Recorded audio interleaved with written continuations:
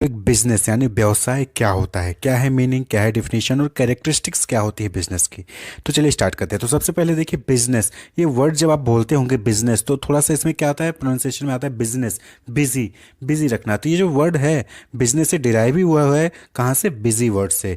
Business means होता है being busy यानी डूइंग थिंग्स। आप कोई ना कोई काम कर रहे होते हो, जब आप कोई काम कर रहे हो तो कहते हो ना बिजी है। आप पढ़ाई कर रहे हो तो आप कहते हो मैं बिजी हूँ। आप कोई दूसरा काम कर रहे हो तो आप कहते हो मैं बिजी हूँ।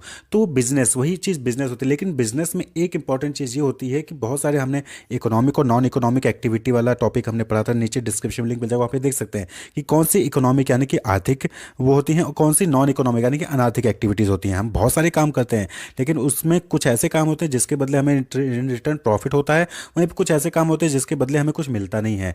तो बिजनेस में वो एक्टिविटीज़ इन्वॉल्व होंगी जिसके बदले आपको कुछ मिलता है। तो बिजनेस क्या हो गया, एक इकोनॉमिक एक्टिविटी हो गया। कौन सी एक्टिविटी होगी, इकोनॉमिक एक्टिविटी, यानी कि यहाँ पे जो भी आप काम करेंगे उसके बदले इन रिटर्न आपको प्रॉफिट होता है। तो ऐसा कोई ऑक्यूपेशन जो आप परफॉर्म करते हो जहाँ पे आपको बदले में इन रिटर्न कुछ मिलता है वो इकोनॉमिक एक्टिविटी होती है, और उसी को हम क्या कहते हैं, बिजनेस कहते हैं। तो बिजनेस क्या हो गया, business refers to an occupation in which people regularly engage in activities related to purchase, production and or sale of goods and services with a view of earning profit, यानी with a view to earning profit. यानी कि जब आप किसी कोई ऐसे occupation में involve होते हैं जहाँ पे आप कोई चीज़ परचेज कर रहे हो, प्रोड्यूस कर रहे हो, सेल कर रहे हो गुड्स को, या फिर सर्विस प्रोवाइड करते हो with view to earn profit, उसी को हम क्या कहते हैं, बिजनेस कहते हैं। अब सपोज करिए जैसे बहुत सारे रेस्टोरेंट होते हैं, तो रेस्टोरेंट ओपन करके बैठे हैं, आप वहाँ पे जाके खाना खाते हो तो क्या फ्री में खा के आते हो, नहीं, आप उसके बदले पैसे देते हो। तो वो पैसे कमाने के लिए रेस्टोरेंट खोल के बैठे हैं और वो आपको खाना खिलाते हैं, उसके बदले में वो प्रॉफिट लेते हैं। स्कूल्स, आप स्कूल में जाते हो, फीस आप सबमिट करते हो, आप जो है उनके बदले में आपको एजुकेशन मिलती है, सर्विस मिल रहा है वहाँ पे। HP, Dell, Amazon, Flipkart, local shop से बहुत सारे किराना स्टोर होते हैं, बहुत सारी चीज़ें हैं। तो जितने भी लोग आप देखते हैं दुकानदारी जो बाइंग एंड सेलिंग कर रहे हैं, वो सब क्या कर रहे हैं, बिजनेस कर रहे हैं। वो कोई गुड्स सेल कर रहे होंगे, या फिर वो कोई सर्विस प्रोवाइड कर रहे होंगे, या फिर जैसे कि आप एडवोकेट के पास जाते हो तो एडवोकेट भी क्या है, एक ऑक्यूपेशन है, वो आपको जो है लॉ से रिलेटेड सर्विसेज प्रोवाइड करता है। तो एडवोकेट भी क्या हो गया, वो बिजनेस कर रहे हैं, उनके सर्विसेज के बदले आप उनको पैसा देते हो, तो बिजनेस। तो कोई भी आप ऐसा काम कर रहे हो जो आपको बिजी रखता है और उसके बदले आपको जो है पैसा में इन रिटर्न प्रॉफिट हो रहा है, तो वो चीज़ बिजनेस कहलाती है। अब बिजनेस में एक इंपॉर्टेंट चीज़ है कि प्रोडक्शन से शुरू होता है और कहाँ पे खत्म होता है, कंजम्पशन पे। यानी कि आपने, अगर हम गुड्स के केस में बात करें, तो आपने प्रोड्यूस किया, उसके बाद जो है कस्टमर तक पहुंचाया और कस्टमर ने उसको कंज्यूम कर लिया, तो बिजनेस वहाँ पे क्या हो जाता है, खत्म हो जाता है। तो यहाँ पे आप देखेंगे कि बिजनेस में क्या है, प्रोडक्शन। तो जो प्रोडक्शन वाला पार्ट होता है, गुड्स को प्रोड्यूस करने वाला पार्ट होता है, वो कहाँ पे आ जाता है, इंडस्ट्री एरिया में। उसको हम कहते हैं इंडस्ट्री। आप कहते हैं ना, ये इंडस्ट्री, टेलीकॉम इंडस्ट्री, दूसरी इंडस्ट्री। तो इंडस्ट्री यानी कि वो जो प्रोडक्शन का काम करती है वो भी बिजनेस में ही आता है। बिजनेस के अंदर ही इंडस्ट्री आएगी और इंडस्ट्री में प्रोडक्शन का काम होता है। वहीं पर जो रिमेनिंग एक्टिविटीज़ होती है प्रोडक्शन के अलावा, जो भी रिमेनिंग एक्टिविटीज़ होती है, ट्रांसपोर्टेशन, सर्विस प्रोवाइड करना, वो सारी चीज़ें किस में आती हैं, वो कॉमर्स में आ जाती हैं। क्लियर। तो ये चीज़ क्लियर हो चाहिए, इंडस्ट्री और कॉमर्स। तो इंडस्ट्री और कॉमर्स दोनों ही बिजनेस का पार्ट है, दोनों में ही, इंडस्ट्री में आप हो या फिर आप कॉमर्स का काम कर रहे हो, दोनों में ही आपको प्रॉफिट अर्न होगा और दोनों ही क्या है, बिजनेस है। ठीक है। इंडस्ट्री में मेनली प्रोडक्शन का काम होता है, कॉमर्स में रिमेनिंग एक्टिविटीज परफॉर्म की जाती है जिससे कि कस्टमर को प्रोडक्ट डिलीवर किया जा सकता है। सभी कस्टमर की कुछ ना कुछ नीड एंड वांट्स होती हैं, उनको फुलफिल करने के लिए आपको जो है प्रोडक्ट या सर्विसेज, गुड्स या सर्विसेज प्रोड्यूस करके उनको डिलीवर करनी होती हैं। तो वो जब वो गुड्स और सर्विस को प्रोड्यूस करते हो, उनको डिलीवर करते हो, उसके बदले आपको प्रॉफिट होता है, तो वही चीज़ क्या है, बिजनेस है। तो कोई भी काम हो सकता है, लेकिन वो कैसा होना चाहिए, इकोनॉमिक एक्टिविटी, इन रिटर्न आपको मिलना चाहिए। ये नहीं कि आपने लव में, केयर में कोई चीज़ कर दी और बदले में आपने कुछ नहीं मिला, तो वो चीज़ फिर वो बिजनेस नहीं कहलाएगा। तो business may be defined as an economic activity involving the production and sale of goods and services undertaken with a motive of earning profit by satisfying human needs in society. तो society में जो humans होते हैं, सभी की कुछ ना कुछ नीड एंड वांट्स होती हैं। तो सोसाइटी में जो ह्यूमंस हैं उनकी नीड एंड वांट्स को सेटिस्फाई करके आप जब प्रॉफिट कमाते हो, और उनको नीड एंड वांट्स सेटिस्फाई कैसे करोगे, उनको कुछ सेल गुड्स दोगे, सर्विस दोगे, उस गुड्स और सर्विस के बेसिस पर उनकी नीड सेटिस्फाई होती है और उसके बदले आपको जो है प्रॉफिट होता है, तो वही चीज़ बिजनेस कहलाती है। आप कोई भी काम कर रहे हो वो बिजनेस है। क्लियर।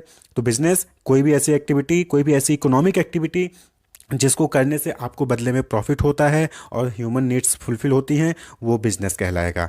आप कोई भी काम कर लीजिए, जितनी भी बड़ी बड़ी कंपनियां हैं वो क्या है, कंपनीज क्या हैं, वो बिजनेस ही कर रही हैं। गुड्स प्रोड्यूस करती हैं, सर्विस देती हैं, आपकी नीड जो है फुलफिल होती है और उसके बदले आप उनको पेमेंट करते हो, तो वो बिजनेस हो गया। Amazon, Flipkart, HP, Dell, Pepsodent, Colgate, जो भी है, जितने भी प्रोडक्ट्स आप देखते हो मार्केट में, दुकान में चले जाओ, हज़ारों प्रोडक्ट्स अवेलेबल होती हो, सबके सब क्या है, बिजनेस कर रही हैं। ठीक है, वो कोई भी फ्री में आपको प्रोडक्ट नहीं दे रही हैं, फ्री में नहीं। आपको कोई छोटा सामान भी लेना होता है तो 5 रुपये 10 रुपये आपको देना पड़ता है। उस 5 रुपये में भी एक्चुअल में उस प्रोडक्ट की कीमत क्या होती है, 2 या 3 रुपये होगी, बाकी उनका प्रॉफिट होता है। तो 5 रुपये में आपने लिया, 3 रुपये उसको बनाने का कॉस्ट है, 2 रुपये उनका प्रॉफिट हो जाता है। तो ये बिजनेस है। क्लियर। तो कोई भी चीज़ फ्री में आपको नहीं मिलती है। कोई अगर कहीं पे ऑफर भी चल रहा होगा कि 50% ऑफ, 60% ऑफ, तो आप ये मान के चलिए कि उनको नुकसान नहीं बल्कि उनको प्रॉफिट ही हो रहा है, उसके बावजूद भी वो सेल कर रहे हैं, तो बिजनेस कर रहे हैं।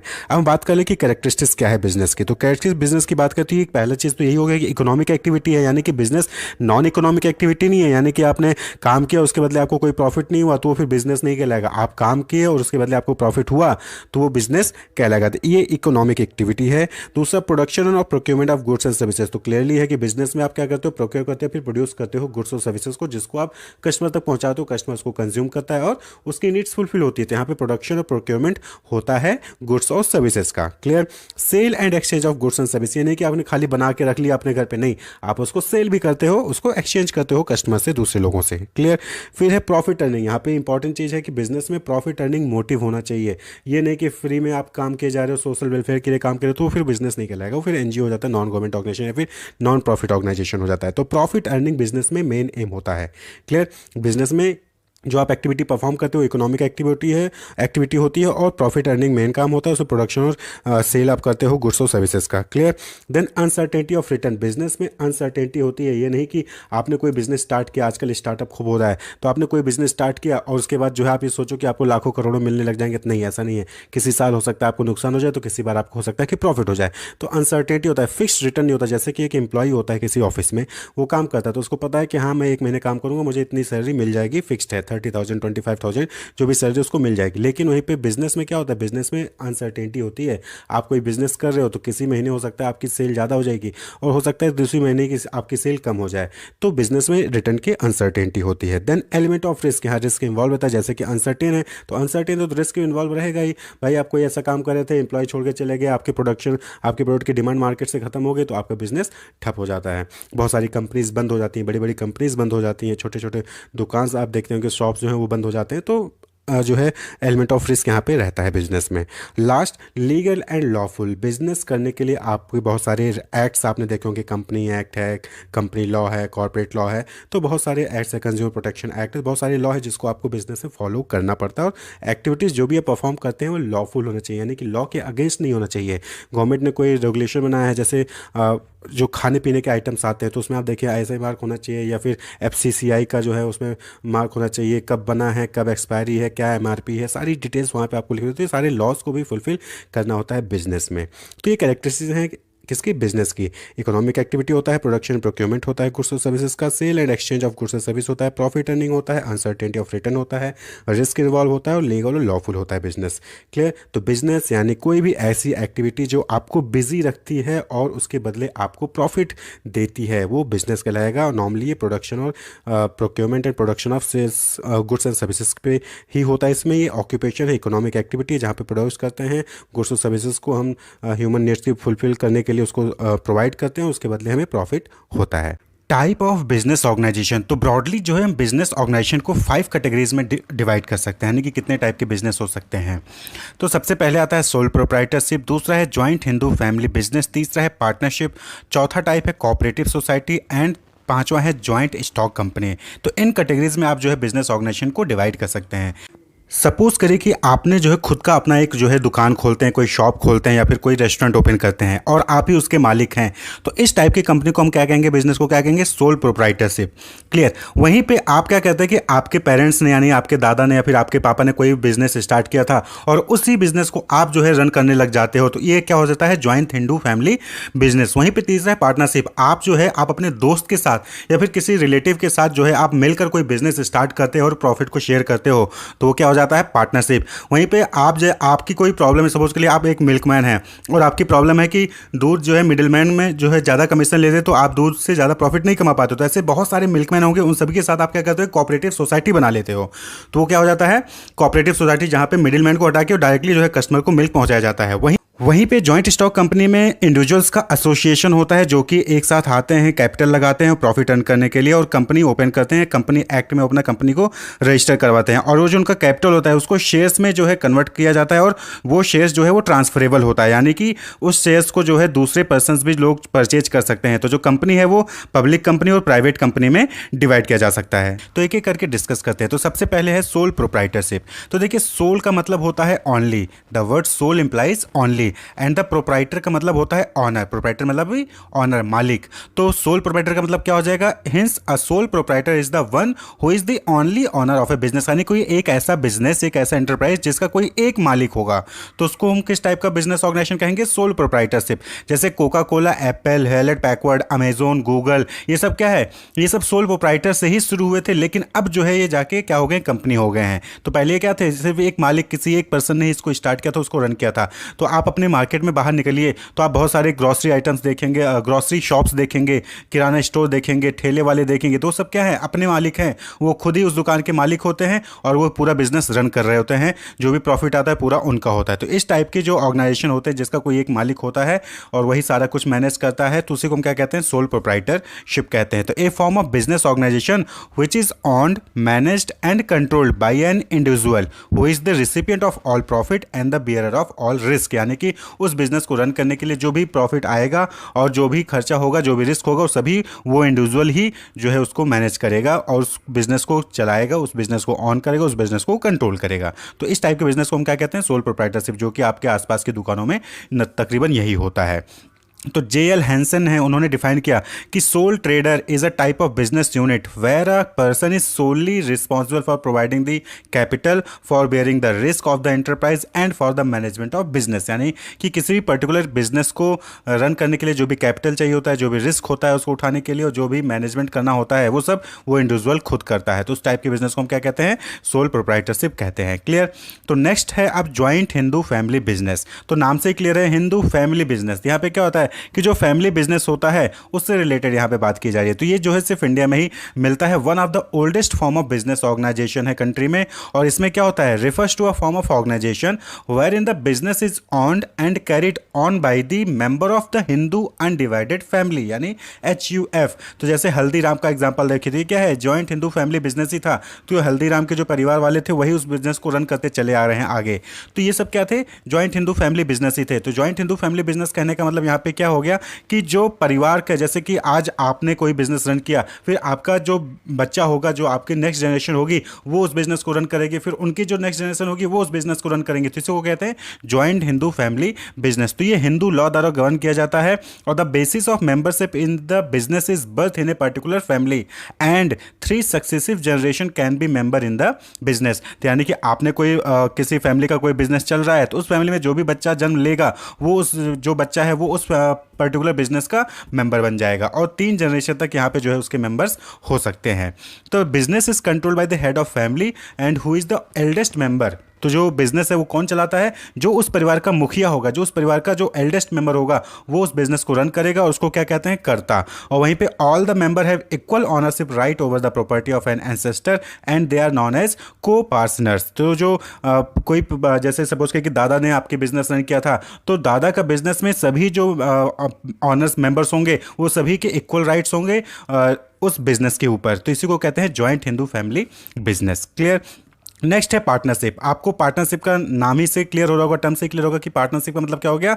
जहां पे 2 या 2 से अधिक लोग एक साथ मिलकर कोई बिजनेस रन कर रहे होते हैं उसको कहते हैं partnership. The Indian partnership act 1932 define करता है पार्टनरशिप को क्या? The relationship between persons who have agreed to share the profit of the business carried on by all or any one of them acting for all. तो यहाँ पे क्या होता है कि 2 या 2 से अधिक लोग मिलकर आते हैं, कोई बिजनेस चलाते हैं। अब वो जो 2 से अधिक लोग हैं, या तो सभी लोग काम कर रहे होंगे बिजनेस को रन करने के लिए, या फिर कोई एक काम करेगा बाकी सबको रिप्रेजेंट करते हुए। तो इस टाइप के फर्म को हम क्या कहते हैं? पार्टनरशिप कहते हैं। तो जैसे कि Kashyap Bisht and associate, Amit and associates, तो ये क्या है? ये सब पार्टनरशिप फर्म्स होती हैं जहां पे 2 या 2 से अधिक लोग आते हैं, उस ऑर्गेनाइजेशन को रन करते हैं और उससे जो भी प्रॉफिट आता है उसको आपस में शेयर करते हैं। तो that is partnership. Partnership is the relation which subsist between persons who have agreed to combine their property, labor or skill in some business and to share the profit therefrom between them। तो ये Indian contract act 1872 में define किया गया है partnership को। तो यहाँ पे भी वही चीज़ कहने का मतलब हुआ कि पार्टनरशिप क्या है, पार्टनरशिप रिलेशनशिप को शो करता है बिटवीन द डिफरेंट पर्संस जो कि एग्री करते हैं अपनी प्रॉपर्टी को, लेबर को, स्कूल को शेयर करने के लिए, किसी बिजनेस को चलाने के लिए, और जो भी प्रॉफिट होगा वो आपस में शेयर करेंगे। इस टाइप के फर्म को हम क्या कहते हैं, पार्टनरशिप कहते हैं। तो इंडियन कॉन्ट्रैक्ट एक्ट 1872 में ये चीज़ कही गई। वहीं पर नेक्स्ट है कोऑपरेटिव सोसाइटी। देखिए कोऑपरेटिव मतलब क्या होता है कि एक दूसरे को कोऑपरेट करना, एक दूसरे को मदद करना। तो जब कोई कई सारे लोग हैं और उन सबकी एक कोई कॉमन प्रॉब्लम होती है तो वो लोग क्या करते हैं कि सब मिलकर आके अपने प्रॉब्लम को सॉल्व करने के लिए एक बिजनेस चला लेते हैं। तो इस टाइप के बिजनेस ऑर्गेनाइजेशन को क्या कहते हैं, कोऑपरेटिव सोसाइटी कहते हैं। Means working together and with others for a common purpose. तो working together and with others for a common purpose, किसी कॉमन पर्पस के लिए जो है आप एक दूसरे के साथ मिलकर काम करते हैं, तो वही चीज कोऑपरेटिव सोसाइटी कहलाती है। तो अमूल, अमूल आप सभी ने सुना होगा, Indian coffee house, Indian farmers fertiliser cooperative limited, IFFCO. तो ये सब क्या है, ये सब किसानों की प्रॉब्लम्स थी। तो यहाँ पे क्या था कि जैसे अमूल में है, अमूल में सभी जो मिल्कमैन थे उनकी प्रॉब्लम थी कि वो मिडिल मैन को हटाना चाहते थे, यानी कि मिडिल मैन से वो मिडिल मैन लोग उनका कमीशन ले लेते थे, तो उनको जो है ज़्यादा प्रॉफिट नहीं होता था। तो उन लोगों ने क्या किया, अपना एक कोऑपरेटिव सोसाइटी बनाया और डायरेक्टली जो है कस्टमर्स को मिल्क प्रोवाइड करना स्टार्ट कर दिया, जिससे कि उनकी प्रॉफिट इंक्रीज हुई। तो यहाँ पे क्या हो गया, cooperative society is a voluntary association of person who join together with the motive of welfare of the member. यानी कि अब मिल्कमैन अपने वेलफेयर के लिए क्या किया, आपस में ज्वाइन करके एक उन्होंने कोऑपरेटिव सोसाइटी बनाई और वो जो है कस्टमर तक दूध को पहुंचाना शुरू कर दिए। तो यहाँ पे क्या होता है कोऑपरेटिव सोसाइटी में कि इनका कंपलसरी रिक्वायर्ड है कि उनको रजिस्टर करना होता है कोऑपरेटिव सोसाइटीज एक्ट 1912 के अकॉर्डिंग उनको रजिस्टर करना होगा। यानी कि अगर कोई है, कुछ लोग ग्रुप ऑफ पर्सन्स हैं, उनको जो है कोऑपरेटिव सोसाइटी बनाना है तो उनको इस एक्ट के अंदर जाके रजिस्ट्रेशन करना होगा कोऑपरेटिव सोसाइटी एक्ट 1912 में। तो यहाँ पे कम से कम 10 मेजर पर्सन का जो है यहाँ पे कंसेंट चाहिए होता है अगर आपको कोई कोऑपरेटिव सोसाइटी बनानी, यानी कि कम से कम 10 लोगों का ग्रुप होना चाहिए। Clear. The capital of a society is raised from its member through issue of shares. तो जो कैपिटल है, यानी उस बिजनेस को चलाने के लिए, कोऑपरेटिव सोसाइटी को चलाने के लिए जो पैसा आता है वो कहां से आएगा, वो उन सभी मेंबर से ही उठाया जाएगा और उनको इक्वल टू उसी के बराबर शेयर्स इशू कर दिए जाएंगे। The society acquires a distinct legal identity after it's registration. तो जब रजिस्ट्रेशन हो जाता है तो कोऑपरेटिव सोसाइटी का एक अपना अलग आइडेंटिटी क्रिएट हो जाता है। क्लियर। तो बहुत सारे टाइप के कोऑपरेटिव सोसाइटी भी आपको देखने को मिलते हैं, जैसे कि consumer cooperative, marketing cooperative, farmer cooperative, producers cooperative, यानी कि उस एरिया से लोग आके अपने आपस में कोऑपरेटिव सोसाइटीज को डेवलप कर लेते हैं। क्लियर। तो जैसे इफको है तो ये क्या है, फार्मर सोसाइटी है। नेक्स्ट है जो है टाइप ऑफ बिजनेस ऑर्गेनाइजेशन में, that is joint stock company. तो एक कंपनी क्या है, is an association of persons formed for carrying out business activities and has a legal status independent of its members. तो company क्या है, company में जो है एसोसिएशन ऑफ पर्संस होता है जो कि किसी बिजनेस को रन करने के लिए बनाया गया होता है। ठीक है। और इसका खुद का लीगल स्टेटस होता है और मेंबर से अलग होता है, यानी कि वो मेंबर्स जिन्होंने उस कंपनी को बनाया है उनसे अलग लीगल स्टेटस होता है जॉइंट स्टॉक कंपनी का। The company form of organisation is govern by the companies act 2013। तो जो भी जॉइंट स्टॉक कंपनीज होगी वो कंपनीज एक्ट 2013 के अकॉर्डिंग जो है गवर्न की जाती हैं। और as per section 2 subsection 20 of act 2013, यानी कि कंपनी एक्ट 2013, एक company means company incorporated under this act or any other previous company law. यानी कि इससे पहले जो भी प्रीवियस कंपनी लॉ रहे होंगे या फिर जो कंपनी एक्ट 2013 के अंदर कोई कंपनी अगर रजिस्टर होती है तो उसको क्या माना जाएगा, उसको कंपनी माना जाएगा। तो कंपनी को क्या कह सकते हैं आप सिंपल टर्म में, a company can be described as an artificial person having a separate legal entity, perpetual succession and a common seal. तो कंपनी में क्या होता है कि कंपनी में जो कंपनी का नाम होता है वो खुद ही जो है एक आर्टिफिशियल पर्सन होता है, उसको एक आर्टिफिशियल पर्सन की तरह समझा जाता है। उसकी खुद की एक लीगल आइडेंटिटी होती है। परपेचुअल सक्सेशन, यानी कि वो हमेशा कंटिन्यूअस बिजनेस रन करने के लिए बना होता है, उसके मेंबर्स से मतलब नहीं होता है। जैसे पार्टनरशिप में क्या हो गया कि अगर पार्टनर में से किसी पार्टनर की डेथ हो जाती है तो पार्टनरशिप जो है डिसॉल्व हो जाता है। लेकिन स्टॉक कंपनी में क्या होता है कि जो उसके मेंबर्स होते हैं, बोर्ड ऑफ डायरेक्टर्स होते हैं, अगर उसमें से किसी की डेथ होती है तो उस केस में जो कंपनी होगी वो कंपनी बंद नहीं होगी, कंपनी चलती रहेगी और कंपनी का खुद का एक कॉमन सील भी होता है। The shareholders are the owner of the company. तो कंपनी में जो होते हैं उसके ऑनर कौन होते हैं, वो शेयर होल्डर्स होते हैं। उस कंपनी के शेयर्स जिनके पास होंगे वो शेयर होल्डर्स ही उनके ऑनर कहलाएंगे। While the board of director is the chief managing body elected by shareholders. तो जो बोर्ड ऑफ डायरेक्टर होता है किसी कंपनी का, बीओडी जो होता है, उसको शेयर होल्डर्स ही जो है वो इलेक्ट करते हैं और जिससे कि उस बिजनेस को रन किया जा सके। The capital of the company is divided into smaller part called shares. तो जो कंपनी का जो कैपिटल होता है उसको स्मॉल पार्ट में डिवाइड किया जाता है जिसको हम शेयर्स शेयर्स कहते हैं, और वही शेयर्स जो है वो फ्रीली ट्रांसफर होता है एक शेयर होल्डर से दूसरे शेयर होल्डर के पास। तो जो आप देखते हो ना निफ्टी, सेंसेक्स, जो स्टॉक एक्सचेंज देखते हो, स्टॉक मार्केट, तो वहाँ पे यही कंपनी के शेयर्स ही होते हैं जो एक दूसरे से लोग खरीदते रहते हैं, परचेज करते रहते हैं। प्राइवेट कंपनी को छोड़ के जो पब्लिक कंपनी होती है उन्हीं के शेयर्स को ट्रांसफर किया जा सकता है, प्राइवेट कंपनी के शेयर्स को ट्रांसफर नहीं किया जा सकता है। तो ज्वाइंट स्टॉक कंपनी क्या है, वो दो टाइप की होती है, प्राइवेट कंपनी और पब्लिक कंपनी। तो प्राइवेट कंपनी क्या होगी, a private company means company which restrict the right of member to transfer its share, यानी कि प्राइवेट कंपनी में जो उसके मेंबर्स होंगे उनके पास जो शेयर होगा वो किसी और को बेच नहीं सकते हैं। और प्राइवेट कंपनी में जो मिनिमम 2 मेंबर होते हैं, मैक्सिमम 200 मेंबर्स जो हो सकते हैं, excluding the present and past employee, यानी कि जो पहले और आप ही के एम्प्लॉय हैं उनको छोड़ के जो प्राइवेट कंपनी में 2 से 200 तक जो है मेंबर हो सकते हैं। Does not invite public to subscribe to its security, यानी कि यहाँ पे पब्लिक को अलाउ नहीं किया जाता कि वो आके कंपनी के सिक्योरिटीज़ को सब्सक्राइब कर सके। और इंपॉर्टेंट चीज़ ये है कि it is necessary for a private company to use the word private limited after its name, यानी कि जो भी प्राइवेट कंपनीज होंगी उनको अपने कंपनी के नाम के आगे प्राइवेट लिमिटेड लिखना होगा। जैसे Anand automotive private limited, Mother Dairy fruit and vegetable private limited, Jaguar and company private limited, Hindustan Coca Cola beverage private limited. तो ये क्या है, ये जॉइंट स्टॉक कंपनी है, लेकिन कौन सी है, प्राइवेट कंपनी है। क्लियर। वहीं पे दूसरा है पब्लिक कंपनी। तो पब्लिक कंपनी क्या हो गया, a public company means a company which has a minimum 7 member and no limit on maximum number. तो पब्लिक कंपनी में कम से कम 7 होंगे और मैक्सिमम पे कोई लिमिट नहीं है। Has no restriction on transfer of securities, यानी कि यहाँ पे जो सिक्योरिटीज होते हैं, जो शेयर्स होते हैं, उनको आसानी से ट्रांसफर किया जा सकता है, क्योंकि यहाँ पे जो शेयर्स होते हैं लोग एक दूसरे से परचेज कर सकते हैं स्टॉक एक्सचेंज पे जाकर। And next is it is not prohibited from inviting the public to subscribe its securities. यहाँ पे पब्लिक के लिए अवेलेबल होता है कंपनी की सिक्योरिटीज़, यानी कि जो कंपनी की सिक्योरिटीज़ हैं, जो शेयर्स हैं, वो पब्लिक के लिए अवेलेबल है, वो आके जो है परचेज कर सकते हैं। तो होप आपको क्लियर होगा कि टाइप ऑफ बिजनेस ऑर्गेनाइजेशन कितने टाइप के होते हैं और क्या मतलब होता है। तो सबसे पहला आपने देखा सोल प्रोप्राइटर, जहाँ पे सिंगल ऑनर होता है बिजनेस को रन करने के लिए। दूसरा है जॉइंट हिंदू फैमिली बिजनेस, जहाँ पे फैमिली बिजनेस होती है और फैमिली के मेंबर्स ही उसको जो है रन करते हैं, गवर्न करते हैं। तीसरा है पार्टनरशिप, जहाँ पे 2 या 2 से अधिक लोग मिलकर जो है बिजनेस रन करते हैं, एक साथ आते हैं, जो कैपिटल होता है वो लगाते हैं और प्रॉफिट को शेयर करते हैं। वहीं पे नेक्स्ट है कोऑपरेटिव सोसाइटी, जहाँ पे ग्रुप ऑफ पीपल्स होते हैं, सभी की कॉमन प्रॉब्लम होती है, उस कॉमन प्रॉब्लम को सॉल्व करने के लिए वो जो है कोऑपरेटिव सोसाइटी बनाते हैं, बिजनेस रन करते हैं, जैसे अमूल का एग्जाम्पल लिया। उसी तरीके से नेक्स्ट है जॉइंट स्टॉक कंपनी, जहां पे कंपनी बनती है, कंपनी का खुद का एक सेपरेट लीगल आइडेंटिटी होता है, वो खुद आर्टिफिशियल पर्सन होता है, और उसमें जो है कंपनी का ऑनर कौन होता है, जो जिसके पास उस कंपनी के शेयर्स होंगे वो कंपनी का ऑनर कहलाएगा, और बोर्ड ऑफ डायरेक्टर्स होते हैं जो कि उस बिजनेस को रन करते हैं। क्लियर। कंपनी 2 टाइप की होती है, पब्लिक एंड प्राइवेट। इसी तरीके से और भी type of companies business organisation आप देख पाएंगे, जैसे कि एलएलपी हो गया। तो पार्टनरशिप का एक तरीका है जहाँ पे क्या होता है, लिमिटेड लाइबिलिटी पार्टनरशिप होता है, तो पार्टनरशिप के अंदर आता है। तो डिफरेंट जैसे एनजीओ हो गया, एनपीओ हो गया, तो ये भी जो है अलग अलग फॉर्म्स होते हैं, लेकिन मेजर जो कैटेगरीज होती हैं टाइप ऑफ बिजनेस ऑर्गेनाइजेशन की, ये 5 होती हैं। बिजनेस एनवायरमेंट, आप इस टर्म को देखें तो यहाँ पे 2 वर्ड हैं, बिजनेस और एनवायरमेंट। तो सबसे पहले समझिए कि एनवायरमेंट क्या होता है।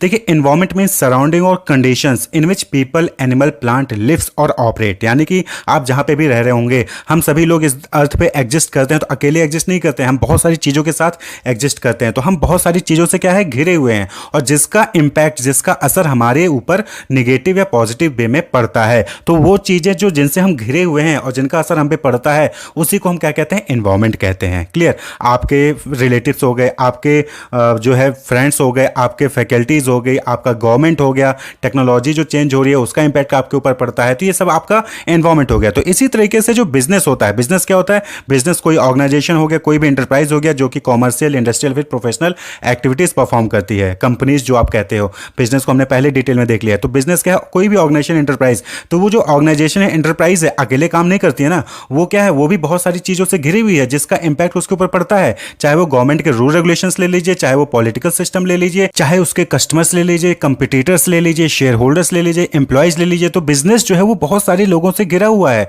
बहुत सारे इंस्टीट्यूशन से घिरा हुआ है, और उसका इंपैक्ट बिजनेस के ऊपर पड़ता है, उसकी परफॉर्मेंस के ऊपर पड़ता है। तो उसी को हम क्या कहते हैं, बिजनेस एनवायरमेंट कहते हैं, यानी कि बिजनेस का एनवायरमेंट, बिजनेस का एनवायरमेंट जिसका असर बिजनेस की परफॉर्मेंस पे नेगेटिव या पॉजिटिव वे में पड़ता है। तो the sum total of all individuals, institutions and other forces that are out outside the control of a business enterprise but that may affected performance, तो उसी को हम क्या कहते हैं, बिजनेस एनवायरनमेंट कहते हैं। मतलब कि क्या हो गया कि वो सभी लोग, इंडिविजुअल्स यानी वो सभी लोग, वो सभी ऑर्गेनाइजेशन या इंस्टीट्यूशंस जो दूसरे इंस्टीट्यूशंस होते हैं, और वो सभी फोर्सेस जो कि बिजनेस, किसी भी बिजनेस एंटरप्राइज के बाहर हैं, लेकिन उसका इंपैक्ट जो है वो बिजनेस की परफॉर्मेंस पे पड़ता है, बिजनेस की परफॉर्मेंस को अफेक्ट करता है, तो उसी को क्या कहते हैं, बिजनेस इन्वॉल्वमेंट कहते हैं। एग्जाम्पल के तौर पे समझिए कि गवर्नमेंट है, तो गवर्नमेंट ने अचानक से टैक्स को क्या किया, इंक्रीज कर दिया। तो बट ऑब्वियस बात है कि जब टैक्स इंक्रीज किया तो कहीं ना कहीं जो कंपनी का जो प्रोडक्ट है वो क्या हो गया, वो एक्सपेंसिव हो जाएगा।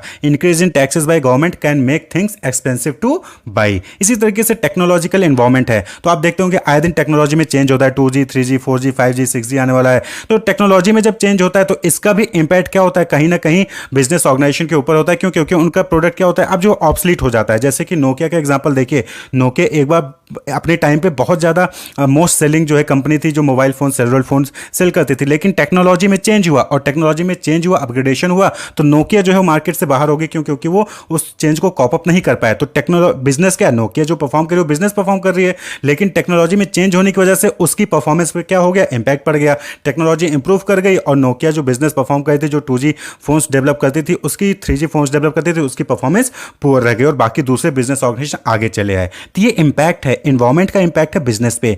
Change in fashion and taste of consumers में shift demand in the market from existing product to new ones. अब जय आप कस्टमर्स के जो फैशन का स्टाइल है या फिर कस्टमर का जो टेस्ट है वो चेंज हो जाएगा, तो चेंज हो जाएगा तो कहीं ना कहीं इसका इंपैक्ट किससे पड़ेगा, बिजनेस पे पड़ेगा। भाई आज के टाइम पे आप जो है सपोज करिए कि आप जो है 2G फोन्स बनाते थे, लेकिन कस्टमर को अब जो है 5G फोन पसंद आने लगा, तो आपका बिजनेस क्या हो गया, आपके बिजनेस की परफॉर्मेंस, आपका सेल डाउन हो जाएगा। तो कस्टमर की टेस्ट, कस्टमर की प्रेफरेंस को चेंज होने की वजह से भी क्या होता है, बिजनेस की परफॉर्मेंस पे इंपैक्ट पड़ता है। इसी तरीके से कंपटीटर आपके जो होते हैं, increase competition in the market में reduce profit margin of the firms, यानी कि जो कंपटीटर है, आप अकेले मार्केट में जो है सपोज करिए कि आपने एक रेस्टोरेंट ओपन किया और आप अकेले जो है इस मार्केट में रेस्टोरेंट ओपन करके बैठे हैं, तो लोग आपके पास ही आएंगे, लेकिन 2-3 लोगों ने और रेस्टोरेंट ओपन कर लिया उसी एरिया में, तो अब क्या हो गया, आपकी प्रॉफिट क्या हो जाएगी, रिड्यूस हो जाएगी। तो उन लोगों की वजह से जो दूसरे रेस्टोरेंट आके ओपन कर लिए, उनकी वजह से आपके ऊपर इंपैक्ट पड़ा, तो वो आपका एनवायरमेंट था और उसका इंपैक्ट आपके ऊपर पड़ा। तो यही चीज बिजनेस एनवायरमेंट कहलाती है, यानी कि कोई भी ऑर्गेनाइजेशन, उससे रिलेटेड लोग, चाहे वो कोई भी इंडिविजुअल हो, चाहे बाहर के लोग हो, चाहे बाहर का कोई दूसरा ऑर्गेनाइजेशन हो, चाहे गवर्नमेंट हो, चाहे टेक्नोलॉजी हो, चाहे वो नेचुरल एनवायरनमेंट हो। क्योंकि नेचुरल एनवायरनमेंट क्यों है, क्योंकि वहीं से तो रॉ मटेरियल आता है उनके पास, जिसको वो यूज़ करके प्रोडक्शन करते हैं, मैन्युफैक्चर करते हैं, प्रोडक्ट बनाते हैं। तो उसका इंपैक्ट चाहे वो पॉजिटिव तरीके से चाहे नेगेटिव तरीके से जब ऑर्गेनाइजेशन के ऊपर पड़ता है, तो उसी को हम बिजनेस एनवायरनमेंट कहते हैं। क्लियर? तो बिजनेस एनवायरनमेंट को अलग अलग ऑथर्स ने डिफाइन किया है, जैसे कि रनेकर एंड स्कोल ने इसको डिफाइन किया। क्या कहा कि the environment of a business consist of all those external things to which it is exposed and by which it may be influenced directly और इनडायरेक्टली। यानी कि जो बिजनेस का एनवायरनमेंट है वो सभी एक्सटर्नल थिंग्स को इंक्लूड करता है, जिसको वो एक्सपोज होता है, यानी कि जिससे वो डील कर रहा होता है, और उसका इन्फ्लुएंस जो है डायरेक्टली इनडायरेक्टली उस बिजनेस के ऊपर पड़ता है। चाहे वो उसके कस्टमर्स ले लीजिए, चाहे सप्लायर्स ले लीजिए, चाहे होलसेलर्स ले लीजिए, चाहे गवर्नमेंट ले लीजिए, चाहे कोई और इंस्टीट्यूशंस ले लीजिए, उसके कंपटीटर्स ले लीजिए। इसी तरीके से आर्थर एम वेमर ने इसको डिफाइन किया। उन्होंने क्या कहा कि इट इनकम्पसेस द क्लाइमेट और set of conditions, economic, social, political और institutional in which business operations are conducted. यानी कि जहां पे भी वो इकोनॉमिक कंडीशन, वो सोशल कंडीशन, वो पॉलिटिकल कंडीशन, वो इंस्टीट्यूशनल कंडीशन या क्लाइमेट जहां पर बिजनेस ऑपरेट करता है, उसी को क्या कहते हैं, बिजनेस एनवायरनमेंट कहते हैं। क्लियर? तो बिजनेस एनवायरनमेंट का मतलब कि वो सभी इंडिविजुअल इंस्टीट्यूशंस या फोर्सेस जिसका इंपैक्ट बिजनेस के परफॉर्मेंस पे पड़ता है, तो उसी को क्या कहते हैं, बिजनेस एनवायरनमेंट कहते हैं। क्लियर? तो इसका इंपॉर्टेंस क्या है, क्यों बिजनेस एनवायरनमेंट पढ़ना जरूरी है? तो देखिए, पहली चीज, it enables the firm to identify opportunities and getting the first mover advantage. जैसे कि मारुति ने सबसे पहले इसको आइडेंटिफाई किया कि जो मिडिल क्लास इनकम लोग हैं उनको जो है कार जो है स्मॉल साइज में कार में चाहिए, तो उसने उसको जो है अपॉर्चुनिटी को देखा और उसने ग्रैब कर लिया, और आज मारुति जो है वो टॉप सेलिंग कंपनीज में से है। तो ये क्या है, अपॉर्चुनिटीज को आइडेंटिफाई करती है। जब आप अपने एनवायरनमेंट को स्कैन करोगे, अपने एनवायरनमेंट में देखोगे कि कस्टमर की क्या नीड है, किस चीज़ के जो है कौन सी नीड है जो फुलफिल नहीं हो रही है। तो जब आप इस चीज़ को जानोगे तभी तो आप जो है इससे रिलेटेड बिजनेस स्टार्ट करोगे। तो ये अपॉर्चुनिटी देती है। It helps the firm to identify threat and early warning signals, यानी कि यहाँ पे क्या है कि अगर आप अपने बिजनेस इन्वायरमेंट को अच्छे से मॉनिटर कर रहे होगे तो आपको पता चलेगा कि किन लोगों से खतरा है, किन चीज़ों से खतरा है, और आपको एक सिग्नल मिल जाएगा वार्निंग का, और आप उसके लिए पहले से प्रिपेयर हो सकते हो कि उससे कैसे डील करना है। जैसे कि 2G टेक्नोलॉजी में चेंजेस हो रहे थे तो नोकिया ने उस चीज़ को नहीं समझ पाया, और उस कहीं ना कहीं आज नोकिया जो है वो पीछे रह गई है टेक्नोलॉजी मोबाइल फ़ोन के मामले में। It helps in कॉपिंग with rapid changes, यानी कि अगर आप बिजनेस इन्वायरमेंट को अच्छे से मॉनिटर कर रहे होगे, अपने आसपास के कंपिटिटर्स को, टेक्नोलॉजिकल एनवायरनमेंट को, गवर्नमेंट को जो है मॉनिटर कर रहे होगे, उनको स्कैन कर रहे होगे, तो आप जो भी चेंजेस हो रहा है उसको अच्छे से आसानी से कॉप अप कर पाओगे। जैसे पहले टैक्सेस जो देने होते थे अलग तरीके से पे करने होते थे, अब जो है जीएसटी देना होता है। तो ये चेंजेस हो रहा है और इस चेंज को आप आसानी से कॉप अप कर पाए। It helps in assisting in planning and policy formulation, यानी कि बट ऑब्वियस बात है कि जब आप इन्वायरमेंट को मॉनिटर कर रहे होगे तो जो भी चेंजेस हो रहा है उससे रिलेटेड जो है आप प्लानिंग कर सकते हो, उससे रिलेटेड आप पॉलिसी को डेवलप कर सकते हो। तो उसमें आपको बिजनेस इन्वायरमेंट हेल्प करता है। And finally it helps in improving the performance, जो बिजनेस की परफॉर्मेंस है उसको इंप्रूव करने में जो है वो हेल्प करता है। तो इसीलिए बिजनेस इन्वायरमेंट को जानना जरूरी है। आपका इन्वायरमेंट कौन सा है, यानी कि अगर कोई बिजनेस आपकी है तो उसका कौन सा इन्वायरमेंट है, कौन कौन से फैक्टर है जो नेगेटिव इंपैक्ट डालते हैं, कौन से फैक्टर हैं जो पॉजिटिव इंपैक्ट डालते हैं, और उसको मॉनिटर करके जो है फिर आप अपनी परफॉर्मेंस पॉलिसी और प्लानिंग करके अपनी परफॉर्मेंस को इंप्रूव कर सकते हैं। तो बिजनेस इन्वायरमेंट होप आपको क्लियर होगा। बिजनेस और बिजनेस इन्वायरमेंट क्या होता है ये हमने डिस्कस कर लिया। अब यहाँ पे हम बात करेंगे टाइप ऑफ बिजनेस इन्वायरमेंट की, यानी कि कौन कौन से वो फैक्टर हैं जिनसे कोई भी बिजनेस ऑर्गेनाइजेशन घिरा होता है। तो जो भी फैक्टर्स हैं ना उनको हम ब्रॉडली दो कैटेगरी में डिवाइड कर सकते हैं।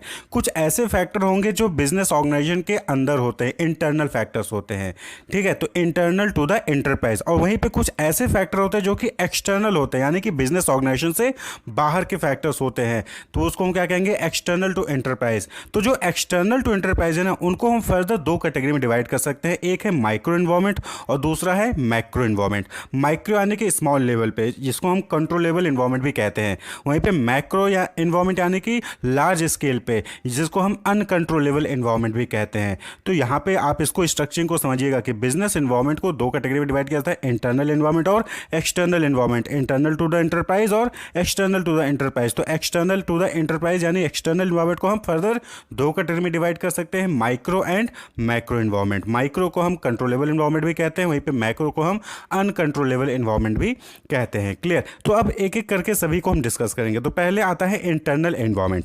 तो इंटरनल एनवायरनमेंट यानी कि इंटरनल टू द एंटरप्राइज। तो इंटरनल एनवायरनमेंट नाम से क्लियर है कि ये ऑर्गेनाइजेशन के अंदर के फैक्टर्स हैं, ऑर्गेनाइजेशन के अंदर के फैक्टर्स हैं जो कि बिजनेस को अफेक्ट करते हैं, तो उसको हम इंटरनल एनवायरनमेंट कहते हैं। Composed of various element present inside the organisation that can affect और can be affected with the choices, activities and decision of the organisation. तो ये फैक्टर्स या तो अफेक्ट करेंगे या तो अफेक्ट होंगे, किसकी वजह से, बिजनेस ऑर्गेनाइजेशन में जो भी चॉइसेस, जो भी एक्टिविटीज, अभी जो भी डिसीजन मेकिंग लिए जा रहे हैं उसकी वजह से। Clear?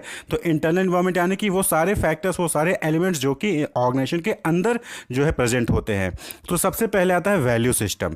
Value system means the ethical belief that guide the organisation in achieving its mission and objective. हर ऑर्गेनाइजेशन का कोई ना कोई मिशन, कोई ना कोई ऑब्जेक्टिव होता है। तो उस मिशन को, उस ऑब्जेक्टिव को अचीव करने के लिए क्या बिलीफ्स है ऑर्गेनाइजेशन का, क्या एथिकल वैल्यूज है ऑर्गेनाइजेशन के, वो चीज़ वैल्यू सिस्टम आती है। जैसे कि due to its value system a business firm may refuse to produce और distribute liquor for it may think morally wrong to promote consumption of liquor. यानी कि बहुत सारे ऐसे ऑर्गेनाइजेशन हैं जो कि क्या करते हैं, वो लिक्वर को प्रमोट नहीं करेंगे। क्यों? क्योंकि उनका ये मानना है, उनका ये वैल्यू है कि जो है लिक्वर नुकसान करता है, इंसान को परेशान करता है, फैमिली तबाह हो जाती है लिक्वर पीने से। तो इस वजह से वो क्या करते हैं, वो लिक्वर को प्रमोट नहीं करेंगे। This is called value system.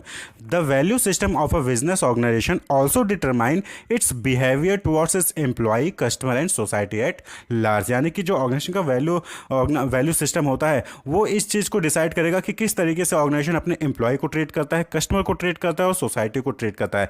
अब किसी कंपनी का जो मेन मोटिव उसको खाली प्रॉफिट कमाना है, तो वो कस्टमर को हार्म करके, एम्प्लॉय को हार्म करके वो सिर्फ जो है प्रॉफिट ही अर्न करता रहेगा। कस्टमर को क्या नुकसान हो रहा है, एम्प्लॉय को क्या नुकसान है, उससे उसको कोई मतलब नहीं होगा, वो अपना प्रॉफिट अर्न कर रहा है। ठीक है? तो वैल्यू सिस्टम, तो जैसे कि इन्फोसिस का एग्जांपल लें तो इन्फोसिस का जो वैल्यू सिस्टम उनका स्टेटमेंट है, our corporate culture is to achieve our objective in environment of fairness, honesty, transparency and courtesy toward our customer, employees, vendors and society at large. तो ये जो है इनका वैल्यू सिस्टम है। वैल्यू सिस्टम क्या है कि इनका कॉर्पोरेट कल्चर है टू अचीव, ये क्या अपने जो ऑब्जेक्टिव है इनका इन्फोसिस का, उसको अचीव करने के लिए ये फेयरनेस, ऑनेस्टी, ट्रांसपेरेंसी और कर्टेसी पे विश्वास करते हैं, और एम्प्लॉय, वेंडर और सोसाइटी को उसी तरीके से जो है ये ट्रेड भी करते हैं। तो that is value system. Clear.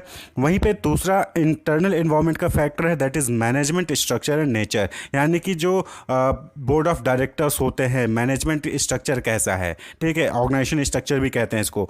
Means composition of board of director, the number of independent director, the extent of professional management and share holding pattern etcetera, यानी कि किसी भी कंपनी में जो हायर लेवल के जो मैनेजमेंट लोग होते हैं उनका स्ट्रक्चर कैसा है, कितने शेयर होल्डर्स हैं, बोर्ड ऑफ डायरेक्टर्स कितने हैं, इंडिपेंडेंट डायरेक्टर कितने हैं, क्योंकि ये सारे फैक्टर्स जो है ना इंटरनल होते हैं और ये अफेक्ट करते हैं भाई डिसीजन मेकिंग होता है डिफरेंट डिफरेंट पहलू को लेकर, प्रोडक्शन, एचआर या मार्केटिंग को लेकर डिसीजन मेकिंग होता है। तो डिसीजन मेकिंग कौन करता है, ऊपर जो हाई लेवल के मैनेजमेंट होते हैं। अगर वो स्ट्रक्चरिंग सही होगा तो डिसीजन मेकिंग आसान होगा, वरना डिसीजन मेकिंग क्या होगा, जो है पुअर होगा, डिसीजन मेकिंग स्लो होगा, और इससे क्या होगा, तो इससे जो है जो कंपनी की वर्किंग है वो स्लो हो जाएगी और कहीं ना कहीं आपको कंपटीशन ज़्यादा फेस करना पड़ेगा। तो delays in decision making can cost a good deal to a business firm. आप सपोज करिए कि आपके पास जो है कहीं पे टेंडर आता है, तो टेंडर आने में जो है हर जगह पे टेंडर को जो अप्रूव करता है कौन करेगा, कंपनी के जो है डिपार्टमेंट होते हैं, यानी कि हायर मैनेजमेंट लेवल के जो होते हैं। अगर उनका डिसीजन मेकिंग स्लो चलेगा तो कोई और कंपनी वो टेंडर लेके चली जाएगी और आपकी कंपनी को टेंडर नहीं मिलेगा। तो ये क्या किया, इसने जो है बिजनेस को अफेक्ट डाला है। इसी तरीके से ह्यूमन रिसोर्स सबसे इंपॉर्टेंट रिसोर्स, दैट्स एम्प्लॉय, यानी कि हर ऑर्गेनाइजेशन में एम्प्लॉयज़ काम करते हैं, तो उन एम्प्लॉय की क्वालिटी क्या है, क्वालिटी ऑफ ह्यूमन रिसोर्स, ये फैक्टर अफेक्ट करता है। अगर आप पुअर क्वालिटी ऑफ एम्प्लॉय को रखे हुए हैं तो आपका बिजनेस ऑर्गेनाइजेशन सक्सेसफुल नहीं होगा। इसलिए आज के टाइम पे क्या देखते होंगे आप कि जो कंपनीज होती हैं, अच्छी कंपनीज होती हैं, वो क्या करती हैं, वो टॉप कॉलेज से, टॉप इंस्टीट्यूशन से जो है लोगों को कैंपस ड्राइव करके जो है वो रिक्रूट कर लेती हैं अपने यहाँ पे टॉपर्स को, आईआईटी से, आईआईएम से, या फिर जो अच्छे अच्छे इंस्टीट्यूशन से, वहाँ से जो है टॉपर्स को अपने यहाँ पे रिक्रूट कर लेते हैं डायरेक्टली। तो ये क्या है, ये क्वालिटी ऑफ ह्यूमन रिसोर्स को जो है अचीव कर रहे हैं। 50 लाख के पैकेज में, 1 करोड़ के पैकेज में जो हायर कर लेती हैं। क्यों? क्योंकि उनके पास अच्छा रिसोर्स होगा, अच्छा एम्प्लॉय होगा, तो उनका बिजनेस भी जो है ग्रो करेगा। The success of a business organisation depends to a great extent on the skills, capabilities, attitude and commitment of its employee. तो किसी भी ऑर्गेनाइजेशन के अगर सक्सेस को होना है किसी भी ऑर्गेनाइजेशन को, तो उसका जो है एम्प्लॉय का स्किलफुल होना, कैपेबिलिटीज़ होना एम्प्लॉय के अंदर, उसका एटीट्यूड और उसका कमिटमेंट जो है वो बहुत ज़रूरी है। और ये जो है एक proper education, proper skill development programme से जो है आता है। नेक्स्ट जो इंटरनल इन्वायरमेंट का factor, that is company image and brand value. किसी भी कंपनी का इमेज, ये भी इंटरनल फैक्टर है, और कंपनी कैसे अपने इमेज को बढ़ाती है ये डिपेंड करता है। किसी कंपनी का इमेज अगर ख़राब है ना, तो लोग कस्टमर्स जो है उसके लिए वैल्यूज़ नहीं करेंगे, और अगर वो महंगा प्रोडक्ट दे रहा होगा तो उसको परचेज भी नहीं करेंगे। तो कंपनी का इमेज, उसकी ब्रांड की वैल्यू क्या है, ये भी इंटरनल है, और ये फैक्टर है जो कि अफेक्ट करता है आपके बिजनेस को। An image that people hold in their mind about the company, it's product and it's services. तो किसी भी कंपनी के लिए, किसी भी कंपनी के प्रोडक्ट के लिए, उसकी सर्विसेज के लिए क्या इमेज है कस्टमर के माइंड में। क्लियर। जैसे चाइना के लिए है, तो चाइना की जो भी कंपनियां आ जाए, हम मानते हैं कि वो जो है वहाँ के इलेक्ट्रॉनिक आइटम्स क्या होते हैं, पुअर क्वालिटी के होते हैं। When a company has a good corporate image, it means that the consumer is giving value to its product and service. तो किसी कंपनी का अगर जो है इमेज अच्छा है, कॉर्पोरेट इमेज अच्छा है, तो इसका मतलब कि कंज्यूमर जो है उसको वैल्यू दे रहे हैं, उसके प्रोडक्ट, उसके सर्विस को वैल्यू दे रहे हैं। जैसे एप्पल, अब एप्पल क्या है, एप्पल का प्रोडक्ट अच्छा है, एप्पल का एक अपना कॉर्पोरेट इमेज है, कंपनी इमेज है। तो क्यों? क्योंकि कस्टमर्स के प्रोडक्ट को वैल्यू देते हैं।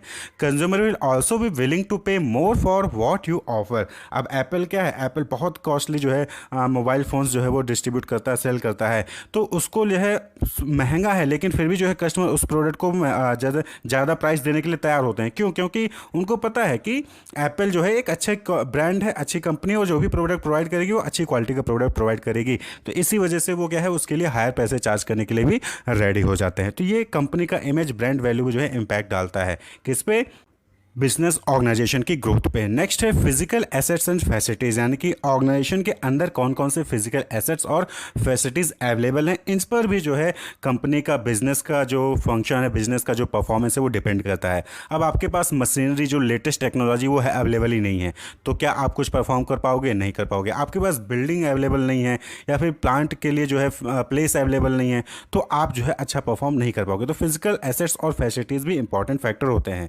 Tangible assets that can be seen, touched and held with a very identifiable physical existence। तो फिजिकल एसेट्स का मतलब टेंजिबल एसेट्स हो गए, जिसको आप देख सकते हो, छू सकते हो, महसूस कर सकते हो। Physical assets include land, machinery, building, tools, equipment, vehicle, gold, silver और any other form of material economic resources. तो फिजिकल एसेट्स में सारी चीज़ें आ गई, यानी कि ऑर्गेनाइजेशन के अंदर जो भी चीज़ें टेंजिबल चीज़ें होती हैं ना, जिसको आप छू सकते हो, वो ज़मीन हो गया, वो मशीनरी हो गया, वो बिल्डिंग हो गया, वो टूल्स हो गया, वो इक्विपमेंट हो गया, आपके यहाँ पे कंप्यूटर्स हो सकता है, डेस्कटॉप हो सकते हैं, बुक्स हो सकते हैं, ये सारी चीज़ें फिजिकल एसेट्स हैं और ये जो है आपको कहीं ना कहीं बिजनेस को रन करने में हेल्प करती हैं। अगर इसमें आप जो है कॉम्प्रोमाइज़ करते हैं तो आपका बिजनेस जो है पुअर हो जाएगा। अब नई टेक्नोलॉजी की कोई नई मशीनरी आ गई है वाटर पैकेजिंग प्लांट के लिए, सपोज करिए अपना वाटर पैकेजिंग प्लांट ओपन कर रखा है, यहाँ पे वाटर पैक करते हो, नई टेक्नोलॉजी आ गई, अगर वो परचेज नहीं करोगे तो आप ही का जो है बिजनेस क्या चलेगा? स्लो चलेगा।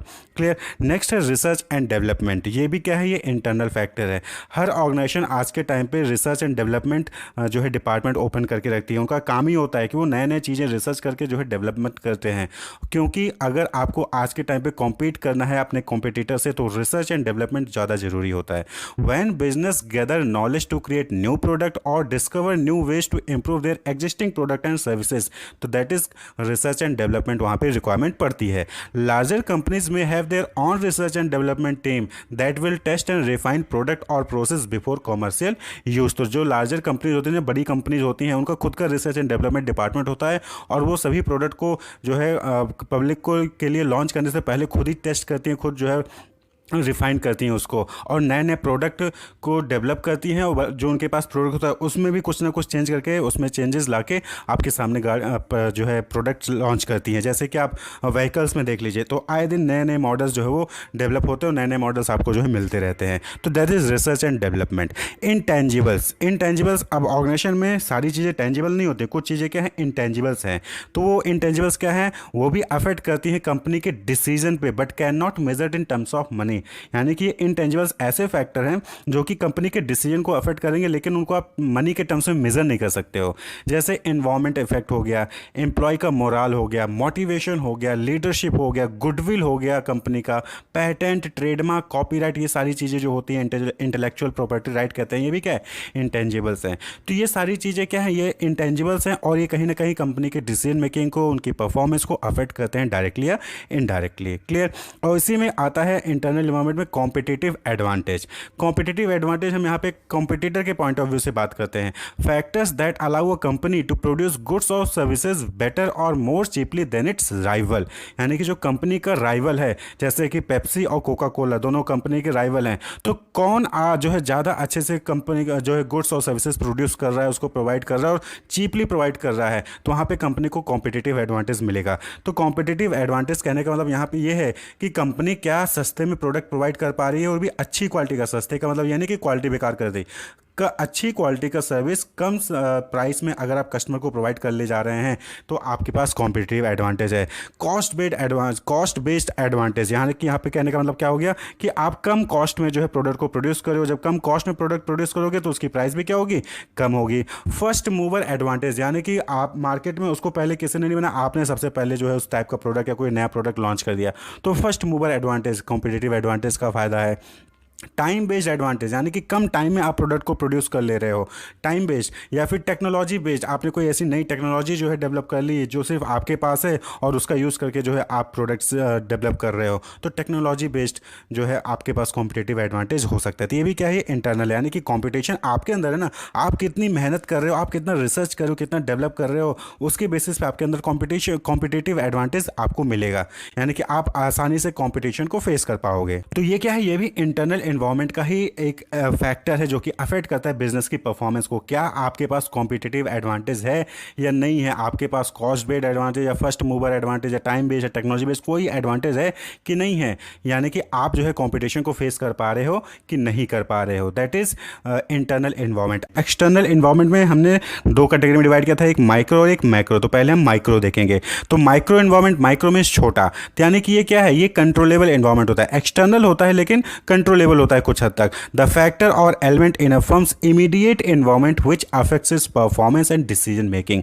तो ये जो माइक्रो इन्वायरमेंट के फैक्टर्स होते हैं, फिर एलिमेंट्स होते हैं, ये इमीडिएट इन्वायरमेंट में होते हैं कंपनी के। जैसे सप्लायर, अंदर ऑर्गेनाइजेशन के अंदर का एलिमेंट नहीं है, लेकिन सप्लायर क्या है, सप्लायर से ऑर्गेनाइजेशन जुड़ा होता है। क्यों? क्योंकि सप्लायर जो ऑर्गेनाइजेशन को रॉ मटेरियल प्रोवाइड कर रहा होता है या फिर कोई सर्विसेज प्रोवाइड कर रहा होता है। तो सप्लायर ये क्या है, ये माइक्रो इन्वायरमेंट में आ जाता है। इसी तरीके से मार्केटिंग इंटरमीडिएट जैसे रीसेलर्स जो होते हैं, जो रिटेलर, होलसेलर, जॉबर्स हो गए, ये क्या है, ये भी क्या है, कंपनी से जुड़े होते हैं। कंपनी के अंदर के लोग नहीं होते हैं लेकिन कंपनी से जुड़े होते हैं, इसलिए इनको माइक्रो इन्वायरमेंट कहते हैं। ठीक है, कस्टमर्स हो गए, पब्लिक्स हो गए, ये सब क्या है, कंपनी से जुड़े होते हैं, तो ये माइक्रो इन्वायरमेंट में आते हैं। क्लियर? सप्लायर कौन हो गया? सप्लायर ए पर्सन, बिजनेस और एंटिटी दैट प्रोवाइड प्रोडक्ट्स यानी रॉ मटेरियल और सर्विसेज टू अनदर एंटिटी। तो सप्लायर क्या करता है, ये जो है रॉ मटेरियल या फिर कोई बिजनेस या फिर कोई सर्विसेज या फिर कोई प्रोडक्ट जो है वो प्रोवाइड करता है, तो वो सप्लायर कहा गया। ठीक है, नेक्स्ट है मार्केटिंग इंटरमीडिएट्स, जैसा कि हमने बताया रिटेलर, होलसेलर, जॉबर्स। तो independent firms which assist in the flow of goods and services from producer to end user. Marketing intermediates कौन होते हैं भाई? रिटेलर, होलसेलर क्या करते हैं, ये ऑर्गेनाइजेशन जो मैन्युफैक्चर होता है उससे प्रोडक्ट परचेज करते हैं और कस्टमर तक डिलीवर करते हैं। तो होलसेलर है वो जो मैन्युफैक्चर से प्रोडक्ट परचेज करेगा और फिर होलसेलर जो है वो रिटेलर को देगा, रिटेलर जो है वो कस्टमर को प्रोवाइड करता है। तो सप्लाई चेन मैनेजमेंट में जो है ये सारे काम आते हैं। तो ये भी फैक्टर्स हैं। अगर आपके पास होलसेलर और रिटेलर्स नहीं है तो आपका प्रोडक्ट कस्टमर तक नहीं पहुंच पाएगा या फिर इजिली नहीं पहुंच पाएगा। आप कहाँ तक जो है पूरे ऑल ओवर इंडिया में अपना जो है खुद का प्लांट को ओपन करके कस्टमर को सेल कर सकते हो, वहाँ पे आपको होलसेलर और रिटेलर की रिक्वायरमेंट पड़ेगी। तो ये जो है फैक्टर है जो कि अफेक्ट करता है।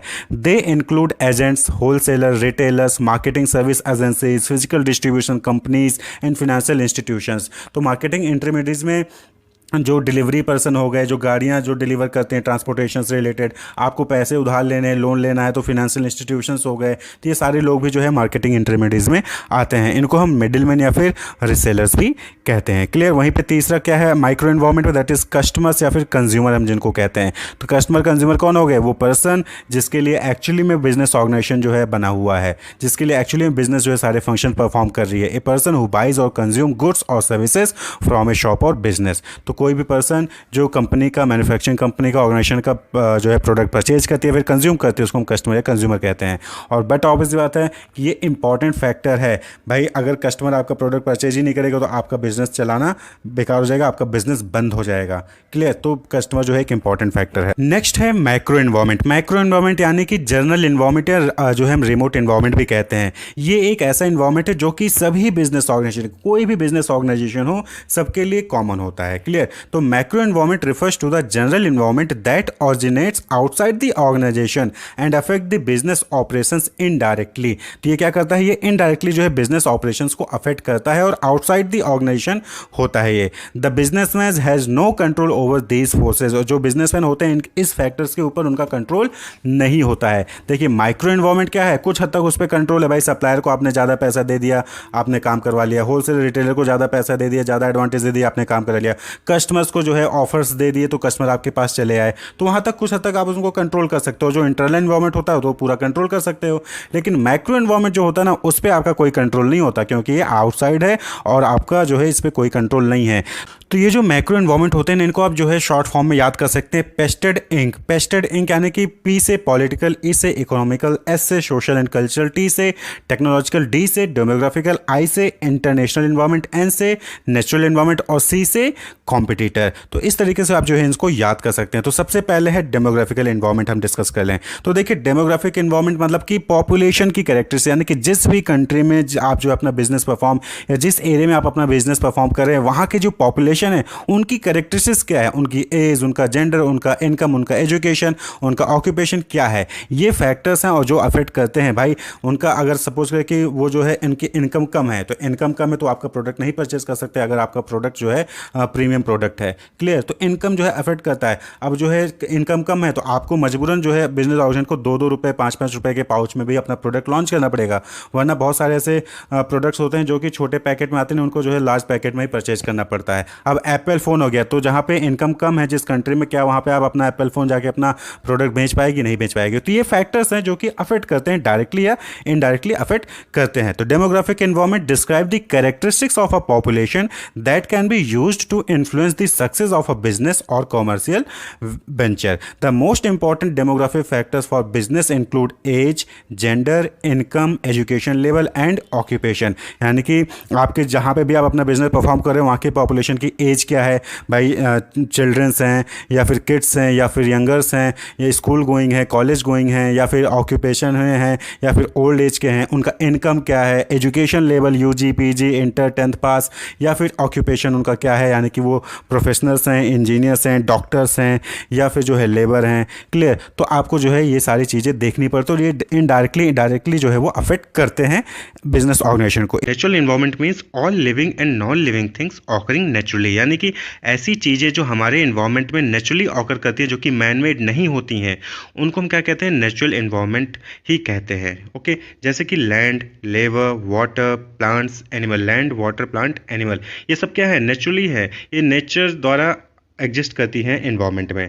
ठीक, और ये इनका इम्पैक्ट कहीं ना कहीं बिजनेस इन्वायरमेंट पे पड़ता है। बिजनेस में क्या है? ये जो नेचुरल इन्वायरमेंट में जो चीज़ें होती है, that are ultimate source of many input such as raw material, energy et cetera that firms use in their productive activity. यानी कि नेचुरल इन्वायरमेंट में जो भी चीज़ें अवेलेबल होती हैं, उन चीज़ों का यूज़ करके फर्म्स जो है कुछ प्रोडक्टिव एक्टिविटी परफॉर्म करती हैं, कुछ गुड्स सर्विसेज डेवलप करती हैं।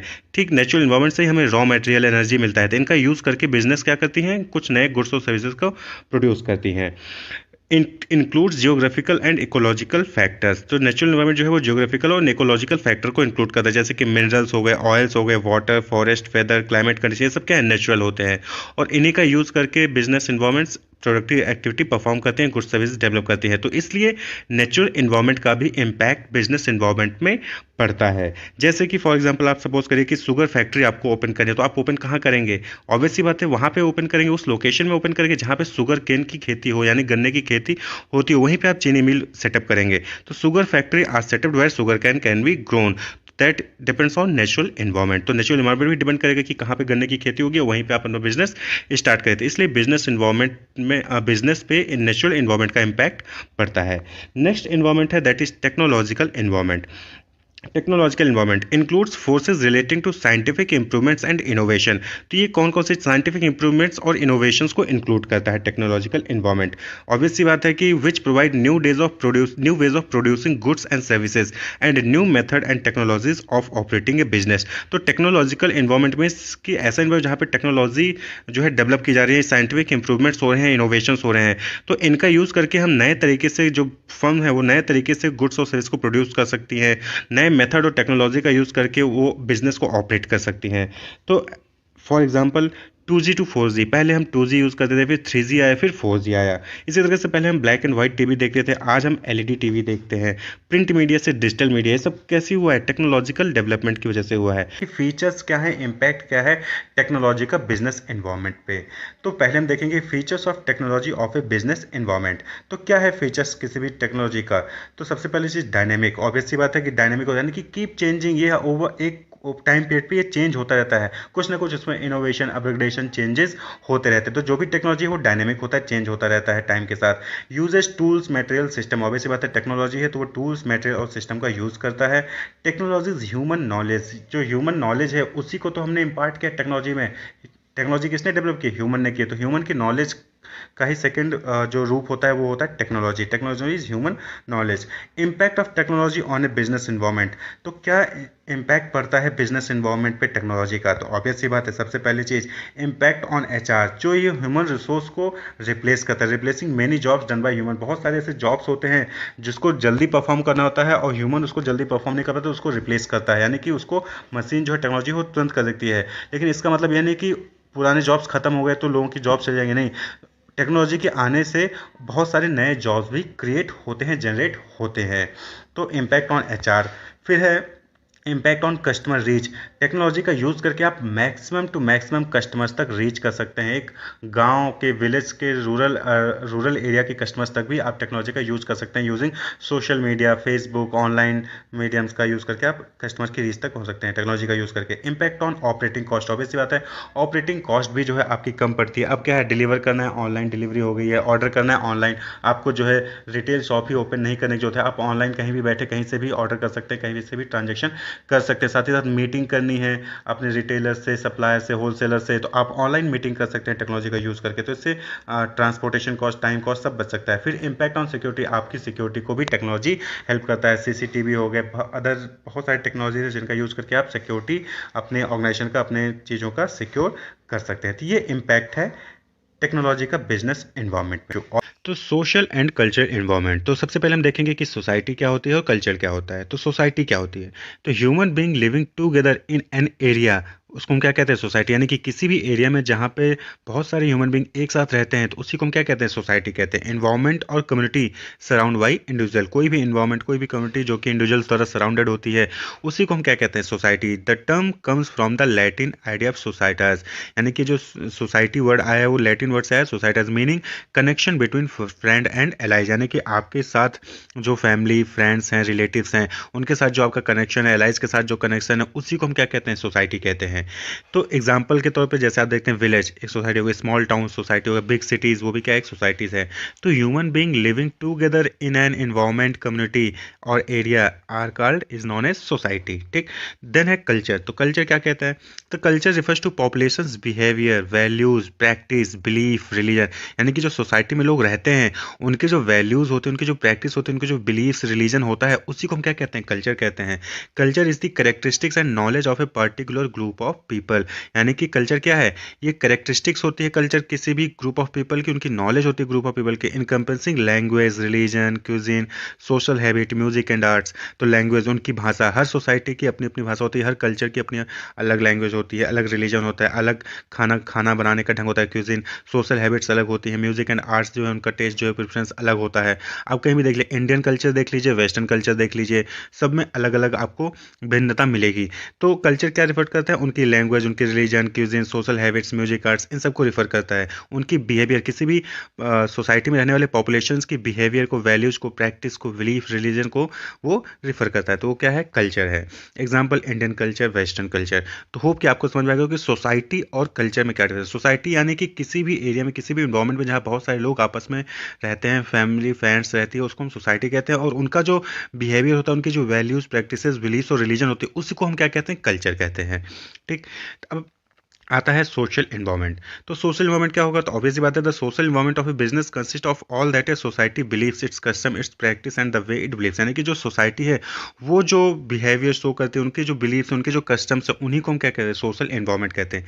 Every society constructs its own social environment, हर सोसाइटी जो है अपना सोशल इन्वायरमेंट खुद कंस्ट्रक्ट करती है। Some of the customs, belief, practice and behaviour are similar across culture and some are not. तो कुछ कल्चर्स, कुछ बिलीव्स, कुछ प्रैक्टिसेस जो है सेम होती हैं डिफरेंट कल्चर्स में, वहीं पर लेकिन कुछ सेम नहीं होती। जैसे कि आप इंडिया से नेपाल चले गए तो आप देखेंगे कि क्या होगा कि यहाँ के कल्चर, वहाँ के कल्चर में कुछ ना कुछ सिमिलरिटी मिलेगी, लेकिन जरूरी नहीं कि सारे कल्चर जो है सिमिलर हों। इसी तरीके से इंडिया के अंदर ही देख लीजिए, तो आप ईस्ट से साउथ जाते हैं, साउथ से वेस्ट जाते हैं, तो आपको बहुत सारी सिमिलरिटीज भी मिलेंगे, बहुत सारी डिफरेंस भी मिलेंगे। तो सोशल इन्वायरमेंट क्या है, कंस्ट्रक्ट करता है सोशल सोसाइटी खुद। For example, Indian travelling to Nepal will find many similar practices but not so much if travelling to China. तो अलग अलग जगह पे अलग अलग सोशल इन्वायरमेंट होता है। क्या कंटेंट है सोशल इन्वायरमेंट का, तो जो रेफरेंस ग्रुप होता है वो सोसाइटी क्रिएट करता है। फैमिली, फैमिली ऑफ ओरिएंटेशन यानी कि आपके माँ बाप, फैमिली ऑफ प्रोग्रेशन यानी कि आपके स्पाउस, आपके बच्चे, ये सब फैमिली में आते हैं। रोल एंड स्टेटस क्या है आपका, ठीक, तो ये सारी चीज़ें सोशल इन्वायरमेंट आती है। अब हम देखेंगे कल्चरल इन्वायरमेंट। तो कल्चरल इन्वायरमेंट में क्या क्या चीज़ें आती हैं, तो कल्चरल इन्वायरमेंट जो कि आपने देखा कि belief, practices, custom, behaviour, religion, language, cuisine, music and arts, ये सारी चीज़ें क्या है, किसी भी जो पीपल, ग्रुप ऑफ पीपल की होती है, सर्टेन पॉपुलेशन की होती है, उसी को हम क्या कहते हैं, कल्चर कहते हैं। तो culture environment shapes the way that every person develop shape there personalities. तो कल्चर इन्वायरमेंट की वजह से ही किसी भी पर्सन की जो डेवलपमेंट होती है, उनकी पर्सनैलिटी जो डेवलप होती है वो कल्चर की वजह से होती है। तो क्या कल्चर इन्वायरमेंट में कौन कौन से एलिमेंट्स हैं जिनको हम कल्चर इन्वायरमेंट रखते हैं और जिसका इफेक्ट, इम्पैक्ट पड़ता है, तो लैंग्वेज, सब कल्चर के वो कल्चर वाइज लैंग्वेज अलग अलग होती है। क्यूजिन्स यानी कि कैसे आप खाना बनाते हैं, कैसे आपका टेस्ट एंड प्रेफरेंस है, वैल्यूज़ क्या हैं आपके, नॉर्म्स क्या हैं, रिचुअल एंड सिंबल्स क्या हैं आपके कल्चर की, नेशनलिटीज़ क्या है, रिलीजन्स क्या हैं, रेशियल ग्रुप्स क्या हैं एंड जियोग्राफिकल रीजन्स। तो ये सारी चीज़ें किस में आती है, कल्चर इन्वायरमेंट में आती है। हर कल्चर का अपना अपना लैंग्वेज है, हर अपने अपना खाना बनाने का, खाने पीने का ढंग है, वैल्यूज़ अलग होती हैं, कल्चर नॉर्म्स रूल्स रेगुलेशन सब अलग अलग होती हैं, रिचुअल्स सिंबल्स जो हैं अलग अलग होते हैं, नेशनलिटीज़ अलग हैं, रिलीजन्स अलग अलग होती हैं, धर्म जो रेशियल ग्रुप यानी कि काले हैं गोरे हैं वो सब अलग होता है, जियोग्राफिकल रीजन्स भी अपना अलग है। तो ये सारी चीज़ें किस में आ जाती हैं, कल्चर इन्वायरमेंट में आती है। और ये फैक्टर्स कहीं ना कहीं बिजनेस को, किसी भी बिजनेस को इम्पैक्ट करती हैं, अफेक्ट करती हैं।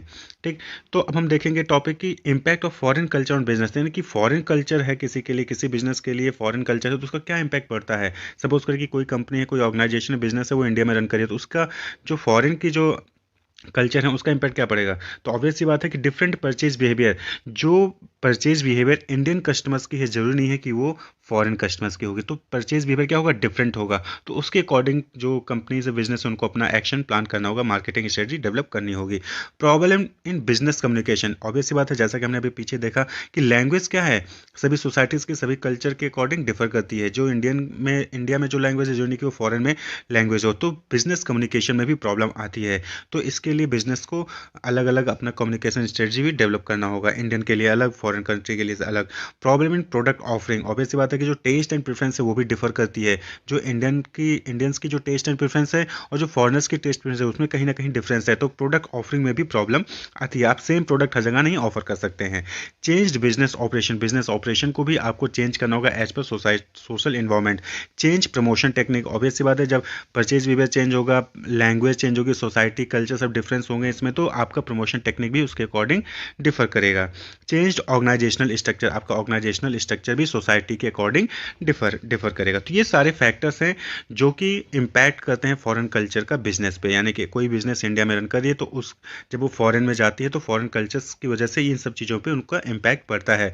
परचेज बिहेवियर होगी, बिजनेस कम्युनिकेशन प्रॉब्लम होगी, प्रोडक्ट ऑफरिंग में प्रॉब्लम होगी, बिजनेस ऑपरेशन चेंज होगा, प्रमोशन टेक्निक्स चेंज करना होगा, ऑर्गेनाइजेशनल स्ट्रक्चर भी चेंज करना होगा। इसी तरीके से लीगल इन्वायरमेंट, लीगल नाम से क्लियर है, लीगल यानी लॉज, तो include the laws and regulation of a state. आप किस स्टेट में रहते हैं, आप किस कंट्री में रहते हैं, वहाँ के जो लॉज हैं वो आपको जो है फॉलो करना पड़ता है ऑर्गेनाइजेशन को, और ये इनडायरेक्टली अफेक्ट करते हैं। The laws and regulation will influence the way in which an organisation will market और सेल द प्रोडक्ट और सर्विसेज। अब जैसे इंडिया में देख लीजिए तो 2-3 स्टेट ऐसे हैं जहाँ पे लिक्वर बैंड है, तो लिक्वर जो कंपनी है वो अपना बिजनेस वहाँ पे नहीं परफॉर्म कर सकती, क्यों, बिकॉज ऑफ लॉ। ठीक, तो company law, sales of goods act, income tax, GST, ये बहुत सारे अलग अलग लॉज हैं जो कि कंपनीज को फॉलो करने पड़ते हैं, और ये भी क्या है, इनडायरेक्टली अफेक्ट करते हैं, और ये जो है कंट्रोल नहीं किया जा सकता। ये जो इन्वायरमेंट है, जो लीगल इन्वायरमेंट है, ये जो कंपनी है वो खुद कंट्रोल नहीं कर सकती है। क्लियर।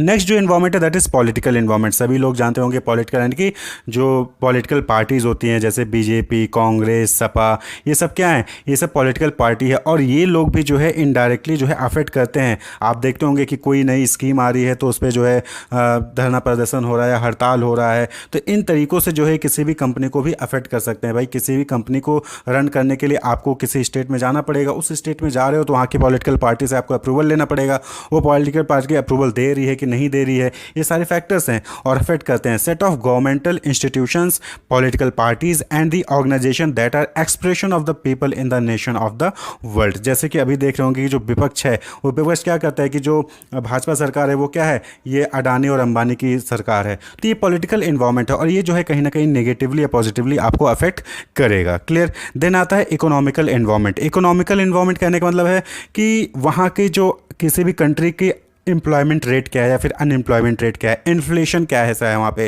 टैक्स रेट्स क्या है, लेबर और वेजेस का क्या है, डिमांड और सप्लाई क्या है, ये सब इकोनॉमिक फैक्टर्स आ जाते हैं और ये भी क्या है डायरेक्टली या फिर इनडायरेक्टली जो है अफेक्ट करते हैं। All the external economic factor that influence buying habit of a consumer and business and therefore affect the performance of A company. यानी कि आप सपोज कि महंगाई यानी कि इन्फ्लेशन आ गया, महंगाई बढ़ गई, तो बेटा ऑब्वियस बात है कि लोगों की परचेजिंग पावर क्या हो जाएगी, कम हो जाएगी। तो इसमें जो बिजनेस ऑर्गेनाइजेशन है उनका लॉस लॉस होने लगेगा।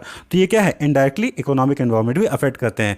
भाई जहाँ पे एम्प्लॉयमेंट रेट अच्छा है और इन्फ्लेशन रेट कम है तो वहाँ पे लोग ज़्यादा कंज्यूम करेंगे, ज़्यादा प्रोडक्ट परचेज करेंगे, तो वहाँ पे बिजनेस ऑर्गेनाइजेशन का प्रॉफिट भी क्या होगा, अच्छा होगा। लेकिन जहाँ पे अनएम्प्लॉयमेंट ज़्यादा है, इन्फ्लेशन रेट ज़्यादा है, टैक्सेस ज़्यादा लग रहे हैं, तो प्राइस प्रोडक्ट के प्राइसेस ज़्यादा होंगी, और अनएम्प्लॉयमेंट भी है तो प्रोडक्ट लोग कौन खरीदेगा, तो बिजनेस को नुकसान होगा, बिजनेस को उतना हद तक प्रॉफिट नहीं हो पाएगा। तो economic environment, employment, unemployment, inflation, tax rate, labour, wages, ये सारे क्या हैं, इकोनॉमिक फैक्टर्स हो जाते हैं। इसी तरीके से कॉम्पिटिटर बट ऑब्जर्व होता है कि ये भी क्या है, ये ऑर्गेनाइजेशन के बाहर का इन्वायरमेंट है, और कॉम्पिटिटर क्या है, एक्सटर्नल फैक्टर्स है जिसको आप कंट्रोल नहीं कर सकते हो। आप भी वही जो है प्रोडक्ट सेल कर रहे हो, सामने वाला जो दूसरा कंपनी वो भी वही प्रोडक्ट सेल कर रहा है, तो कॉम्पिटिटर भी आपके ऊपर जो है इम्पैक्ट डालता है। एक company which rivals another, competitor का मतलब क्या हो गया, वो कंपनी जो किसी दूसरे को कॉम्पिटिशन देती है। Two companies that operate in same industry make similar product and target the same consumer are competitor. Competitor कौन हो गए, जो सेम इंडस्ट्री में काम कर रहे हैं, सेम प्रोडक्ट बना रहे हैं, सेम कंज्यूमर को टारगेट कर रहे हैं, तो वो कॉम्पिटिटर हो गए। जैसे कि नेटफ्लिक्स और Hotstar, Pepsi and Coca Cola, ये क्या है, सेम इंडस्ट्री है, सेम प्रोडक्ट बना रहे हैं और सेम जो है कंज्यूमर को टारगेट करते हैं। तो कॉम्पिटिटर भी जो है आपको डायरेक्टली इनडायरेक्टली अफेक्ट करता है। अब आप जो है कोई प्रोडक्ट सेल कर रहे हो 10 रुपये में, सामने वाला आया वो 9 रुपये में प्रोडक्ट सेल करने लग गया, तो आपका जो डेटाबेस है, जो कंज्यूमर हैं आपके, वो क्या करेंगे, स्विच कर जाएंगे। तो यहाँ पे जो है इनका भी डायरेक्टली इनडायरेक्टली इफेक्ट आपको कंपनी के ऊपर पड़ता है। क्लियर। उसके बाद है इंटरनेशनल एनवायरनमेंट। तो इंटरनेशनल एनवायरनमेंट यहाँ पे नाम से है कि आज के टाइम पे क्या है, ग्लोबलाइजेशन है। आपकी कंट्री में यानी कि इंडिया में आपकी कंट्री की खुद कंपनी है ही, साथ ही साथ जो बाहर की कंट्रीज़ की कंपनी है वो भी आपकी कंट्री में आके काम कर रही हैं, या फिर हमारे जो नेशन की हमारे इंडियन कंपनी है वो बाहर जाके काम कर रही हैं। तो जब एक कंपनी जो है दूसरे कंट्री में जाके काम करती है तो वो उसको क्या है, उसको मल्टीपल एनवायरनमेंट से डील करना पड़ता है। भाई अभी तक तो उसको इंडियन की जो डेमोग्राफी थी, इंडियन की जो टेक्नोलॉजी थी, इंडियन का जो लीगल था, पॉलिटिकल था, उससे डील करना पड़ता था। अब वो इंडिया जो है यूएसए में जाके परफॉर्म कर रही है, तो अब उसको जो है यूएसए की इकोनॉमिक, यूएसए के जो पॉलिटिकल, यूएसए के जो कॉम्पिटिटर हैं उनसे भी डील करना पड़ेगा। तो that is called international environment. ठीक है। तो also called global environment refers to the surrounding in which international companies run their business. तो यहाँ पे क्या है, बाहर की कोई कंपनी है वो हमारे इंडिया में आके बिजनेस परफॉर्म करिए, तो उसके लिए हमारा इंडिया क्या हो गया, इंटरनेशनल एनवायरनमेंट हो गया। हमारे यहाँ की कोई कंपनी है यूएसए में, अमेरिका में, चाइना में जाके बिजनेस परफॉर्म करिए, तो उसके लिए वहाँ के एनवायरनमेंट क्या हो गया, वो इंटरनेशनल एनवायरनमेंट हो गया। Consist of international interaction of a firm over which it has no control. तो यहाँ पे क्या हो गया इंटरनेशनल एनवायरनमेंट में, कि इंटरनेशनल इंटरेक्शंस हो रहे हैं और उस पर कोई भी कंट्रोल कंपनी का नहीं होता है। जैसे कि अभी आपने देखा रसिया और यूक्रेन में जो वॉर हो रहा है, तो उसकी वजह से कई सारी कंपनी जो है अपना बिजनेस वहाँ से हटा लिया, फिर अपना बिजनेस नहीं कर रही, या फिर उनके ऊपर बैन लगा दिया गया। तो इंटरनेशनल एनवायरनमेंट, तो इसमें जो है international economic, competition, social, cultural, ये सारे फैक्टर्स जो है उसमें आ जाते हैं। तो अगर हम टाइप ऑफ बिजनेस एनवायरनमेंट को समराइज करें तो यहाँ पे बिजनेस एनवायरनमेंट दो टाइप का होता है, एक internal to the enterprise and external to the enterprise. Internal to the enterprise को हम इंटरनल एनवायरनमेंट कहते हैं, वहीं पे एक्सटर्नल टू द एंटरप्राइज को हम एक्सटर्नल एनवायरनमेंट भी कहते हैं। तो एक्सटर्नल एनवायरनमेंट भी क्या है, वो दो टाइप में डिवाइड किया गया है, माइक्रो एनवायरनमेंट और मैक्रो एनवायरनमेंट। माइक्रो एनवायरनमेंट जो कि कंट्रोलेबल होता है कुछ हद तक, और माइक्रो एनवायरनमेंट जो कि अनकंट्रोलेबल होता है। क्लियर। और दोनों ही क्या है, एक्सटर्नल टू द ऑर्गेनाइजेशन है। तो इंटरनल टू द एंटरप्राइज की बात करें तो यहाँ पे value system, management structure, human resource, company image, physical assets, research and development, intangibles, competitive advantage, ये सब क्या है, ये इंटरनल टू द एंटरप्राइज है, जिसको हम इंटरनल एनवायरनमेंट कहते हैं। वहीं पे माइक्रो एनवायरनमेंट में आपने देखा सप्लायर, कस्टमर्स, मार्केट इंटरमीडिएट, जहाँ पे रिटेलर, होलसेलर, जो फाइनेंशियल इंस्टीट्यूशंस हैं, जो ट्रांसपोर्टेशन प्रोवाइड करती हैं, वो सारी चीज़ें आ जाती हैं। ये क्या है, माइक्रो एनवायरनमेंट, जिसको हम कंट्रोलेबल एनवायरनमेंट भी कहते हैं। कंट्रोलेबल मतलब कि पूरा कंट्रोल नहीं कर सकते, लेकिन हाँ आप कहीं कुछ हद तक कंट्रोल कर सकते हैं। वहीं पे तीसरा है मैक्रो एनवायरनमेंट। मैक्रो एनवायरनमेंट में demography, natural, legal, political, technological, economical, social and cultural, international, ये सारे एनवायरनमेंट आ जाते हैं जो कि अनकंट्रोलेबल होते हैं, जिस पे जो बिजनेस ऑर्गेनाइजेशन है वो कंट्रोल नहीं कर सकती है। इसका जो है इम्पैक्ट उनके ऊपर पड़ेगा, चाहे डायरेक्टली या इनडायरेक्टली, चाहे पॉजिटिवली या फिर नेगेटिवली। तो होप आपको क्लियर आया होगा कि बिजनेस एनवायरनमेंट क्या है, टाइप ऑफ बिजनेस एनवायरनमेंट क्या है। स्वॉट एनालिसिस, SWOT एनालिसिस, ये एक सिचुएशन एनालिसिस का टेक्निक है। सिचुएशन एनालिसिस यानी कि आपकी करंट सिचुएशन क्या है, करंट स्टेट क्या है आपका, इसको अगर आपको जानना है तो आप इस स्वॉट एनालिसिस का टेक्निक का यूज़ करते हैं। यहाँ पे ये आपको बताएगा कि आपकी स्ट्रेंथ क्या है, आपकी वीकनेस क्या है, आपको कहाँ कहाँ अपॉर्चुनिटीज़ हैं और आपको थ्रेट यानी खतरा किन चीज़ों से है। तो ऑर्गेनाइजेशन क्या करती हैं, ऑर्गेनाइजेशन इस टेक्निक का यूज़ करती हैं आइडेंटिफाई करने के लिए कि उनके इंटरनल स्ट्रेंथ या वीकनेस क्या है और एक्सटर्नल इन्वायरमेंट में अपॉर्चुनिटीज़ और थ्रेट किन चीज़ों से है। अब सपोज करें कि एग्जांपल के तौर पे हम एक लें कि आपको सपोज करें कि आपका एग्जामिनेशन आने वाला है, तो आप स्वॉट एनालिसिस करेंगे आपकी, आपको पता है कि अपॉर्चुनिटी क्या है कि एग्जामिनेशन आने वाला है, वहाँ पे जो है आप अच्छे मार्क्स ला के डिस्टिंक्शन पा सकते हैं, फर्स्ट ग्रेड से पास हो सकते हैं। थ्रेट क्या है कि आप पढ़ाई नहीं कर रहे हो, अगर पढ़ाई नहीं किए तो एग्जामिनेशन में आप फेल हो सकते हैं। लेकिन स्ट्रेंथ क्या हो, वीकनेस क्या है, इसको भी एनालाइज करना है। स्ट्रेंथ यानी कि आपके कौन से सब्जेक्ट ऐसे हैं जो अच्छे से तैयार हैं, लेकिन वहीं पे वीकनेस भी होगी कि बहुत सारे ऐसे सब्जेक्ट होंगे जो आपको अच्छे से तैयार नहीं होंगे, बहुत सारे ऐसे सब्जेक्ट होंगे जो आपको नहीं आते हैं, बहुत सारे ऐसे सब्जेक्ट होंगे जिसके बुक्स ही नहीं होंगी आपके पास। तो ये वीकनेस है, ये वीकनेस है कि आपको सब्जेक्ट तैयार नहीं है, और थ्रेट क्या है कि उसकी बुक भी नहीं है, तो ये थ्रेट हो गया। तो आपको इन चीज़ों को एनालाइज करना होता है, उसके बाद फिर आप फाइनली जो है आपका एग्जामिनेशन को फर्स्ट डिवीजन से पास करके गोल को अचीव करना होता है। तो करंट सिचुएशन क्या है, जब आप ये जानेंगे तभी तो एक स्ट्रेटजी बना पाएंगे और फिर उस जो गोल है उसको अचीव कर पाएंगे। तो इसी तरीके से ऑर्गेनाइजेशन भी अपने करंट सिचुएशन को आइडेंटिफाई करती है, अपने स्ट्रेंथ को, वीकनेस को, और एक्सटर्नल इन्वायरमेंट में कौन सी अपॉर्चुनिटीज थ्रेट है उसको आइडेंटिफाई करके स्ट्रेटजी डेवलप करके जो है गोल को, अपनी ग्रोथ को करती है, अपने सक्सेस को अचीव करती है। क्लियर। तो ये क्या हो गया, एक स्टडी हो गया जो कि ऑर्गेनाइजेशन करती है, जिससे कि उसको अपने इंटरनल स्ट्रेंथ और वीकनेस के बारे में पता चलता है और एक्सटर्नल इन्वायरमेंट में कौन कौन से अपॉर्चुनिटीज हैं, थ्रेट हैं, उसके बारे में पता चलता है। तो स्वॉट का मतलब होता है strength, weakness, opportunities and threat. Strength का मतलब क्या हो गया कि strength are factor which the company hold expertise in and contribute to the continuous success of the organisation. तो स्ट्रेंथ का मतलब क्या हो गया कि आपकी एक्सपर्टीज, अब आपको पता है कि एग्जामिनेशन आने वाले हैं, तो आपको जिसमें स्ट्रेंथ होगा उसमें कहीं ना कहीं आपका एग्जामिनेशन में अच्छे मार्क्स लाने के लिए वो ऑटोमेटिक क्या करेगा, हेल्प करेगा, क्योंकि आपको उसमें स्ट्रेंथ है आपकी, यानी मार्केटिंग सब्जेक्ट आपका अच्छे से तैयार है, तो एग्जामिनेशन में उसमें मार्क्स अच्छे आएंगे, जिससे कि ओवरऑल जो आपका परसेंटेज वो भी अच्छा आएगा। These are the basis for the continued success of the organisation and will assist in gaining the organisation mission. तो ये जो स्ट्रेंथ होती है ना, ये कंटिन्यूड सक्सेस ऑफ ऑर्गेनाइजेशन में हेल्प करती है। इसी तरीके से वीकनेस है। वीकनेस क्या है, weakness are factors that prevent an organisation from meeting its mission and achieving full potential. अब आपको एग्जामिनेशन में फर्स्ट डिवीजन लेके आना है, बल्कि डिस्टिंक्शन लेके आना है, लेकिन मार्केटिंग सब्जेक्ट तो अच्छे से तैयार है, लेकिन फाइनेंस सब्जेक्ट आपका अच्छे से तैयार नहीं है। तो फाइनेंस अच्छे से तैयार ना होने की वजह से आप हो सकता है कि ओवरऑल परसेंटेज आपका मिनिमम गिर जाए, फर्स्ट डिवीजन की बजाय सेकंड डिवीजन आ जाए, थर्ड डिवीजन आ जाए। तो वीकनेस क्या होगा कि ये प्रिवेंट करता है, यानी रोकता है आपके मिशन को अचीव करने में। तो ऑर्गेनाइजेशन का कोई भी मिशन होगा, तो अगर ऑर्गेनाइजेशन में कोई वीकनेस है तो वो उसके मिशन को अचीव करने में हर्डल करता है, रोकता है, ये हैम्पर करता है ऑर्गेनाइजेशन की सक्सेस को, ग्रोथ को, तो वो वीकनेस कहलाता है। देन है अपॉर्चुनिटीज़। अपॉर्चुनिटीज़ का मतलब कि आपको एक्सटर्नल एनवायरनमेंट को भी स्कैन करना है और देखना है कि कहाँ पे अपॉर्चुनिटीज़ हैं। भाई ऐसा तो नहीं कि आपने एक बार काम कर दिया उसके बाद आप बैठ गए, नहीं, आपको और इम्प्रूव करना होता है और अच्छे से तैयारी करनी होती है। तो अपॉर्चुनिटीज़ यही चीज़ है कि अपॉर्चुनिटी है, अपॉर्चुनिटी को आपको ग्रैब करना हो, ग्रैब तभी कर पाओगे, तभी आप ग्रोथ करोगे। ग्रोथ कब करोगे, जब अलग अलग अपॉर्चुनिटीज़ को ग्रैब करोगे। अब अपॉर्चुनिटीज़ आ रही हैं, आप उसको ग्रैब ही नहीं कर रहे हो, अपॉर्चुनिटीज़ मार्केट में एक्सटर्नल इन्वायरमेंट में अवेलेबल है, लेकिन आपको पता ही नहीं है। तो अपॉर्चुनिटीज़ को भी आपको आइडेंटिफाई करना है कि आपकी स्ट्रेंथ क्या है, और स्ट्रेंथ के बेसिस पे अपॉर्चुनिटीज़ देखिए और अपॉर्चुनिटीज़ को ग्रैब करके और ज़्यादा ग्रोथ करिए। और नेक्स्ट है थ्रेट। थ्रेट का मतलब खतरा, किन चीज़ों से खतरा है। तो ऑर्गेनाइजेशन को ये भी देखना चाहिए तो किन चीज़ों से खतरा है। आप सपोज करें कि आपके पास पुरानी मशीन आप लेके जो है प्रोडक्शन कर रहे हैं और सामने कंपटीटर आया, वही प्रोडक्ट लॉन्च कर दिया और उसी प्रोडक्ट को न्यू टेक्नोलॉजी से डेवलप करा और कम प्राइस में मार्केट में लॉन्च कर देती है। थ्रेट है। तो आपको इन चीज़ों को भी ऑब्जर्व करना है कि किन किन लोगों से आपको खतरा है, और जो है उसके अकॉर्डिंग आपको अपनी स्ट्रेटजी बना के उस थ्रेट्स को भी डील करना होता है। तो नॉर्मली क्या होता है, हम स्ट्रेंथ को एज इट इज़ मेंटेन रखते हैं, वीकनेस को रिमूव करते हैं, वीकनेस जो भी है उसको हटाते हैं, और अपॉर्चुनिटीज़ को इन्वायरमेंट में पता करके उसको ग्रैब करते हैं, और थ्रेट्स यानी खतरे को हम रिमूव करते हैं, मिनिमाइज करते हैं। क्लियर। तो ये स्ट्रेंथ, वीकनेस, अपॉर्चुनिटी, थ्रेट हो गए। आप सपोज करिए कि इसमें क्वेश्चन हम एनालिसिस कैसे कर रहे हैं, एनालिसिस कर रहे हैं ना हम, कि हमें जानना है कि हमारी स्ट्रेंथ क्या है। तो आप अपने आप से क्वेश्चन पूछिए। अब स्ट्रेंथ के जानना है तो स्ट्रेंथ के लिए आप क्वेश्चन पूछ सकते हो, what do you do well, आप सबसे अच्छा काम क्या करते हो। एग्जामिनेशन में एनालिसिस कर रहे हो अपनी स्ट्रेंथ को, तो आपको सबसे अच्छा सब्जेक्ट कौन सा आता है, कौन सा सब्जेक्ट है जो अच्छे से तैयार है, सभी सब टॉपिक्स आते हैं आपको, तो वो आपकी स्ट्रेंथ हो गई। What unique resource can you draw on, यानी कि रिसोर्सेज कौन से हैं। मार्केटिंग के लिए मेरे पास बहुत सारे सब्जेक्ट बुक्स रखे हैं, तो वो आपके रिसोर्स हो गए, आप अच्छे से तैयार कर सकते हो। लेकिन फाइनेंस वीक है और फाइनेंस के लिए बुक्स भी नहीं है, तो ये थ्रेट भी हो गया।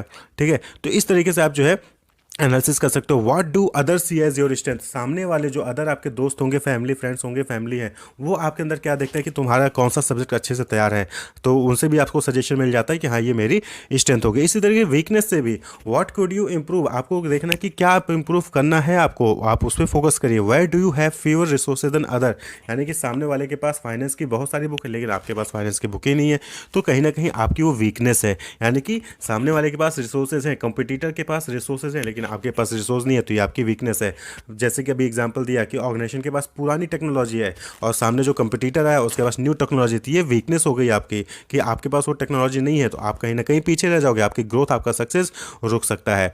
What other likely to see as weakness, दूसरे लोग आपके अंदर क्या वीकनेस देख रहे हैं इसको भी जानिए, इससे आपकी वीकनेस पता चलेगी और आप उसको मिनिमाइज कर सकते हैं। देन अपॉर्चुनिटीज, तो इसको भी पूछिए what opportunities are open to you. अब ये कैसे पता चलेगा, एक्सटर्नल एनवायरनमेंट को स्कैन करके, एनवायरमेंटल स्कैनिंग टॉपिक पढ़ी आपने, तो जब आप एक्सटर्नल एनवायरनमेंट को स्कैन करेंगे तो आपको पता चलेगा कि कहाँ कहाँ अपॉर्चुनिटीज़ है। अब आपको चेस अच्छे से खिलाता है, चेस खेलना, आपको चेस में कोई हरा नहीं सकता, ये आपकी स्ट्रेंथ है।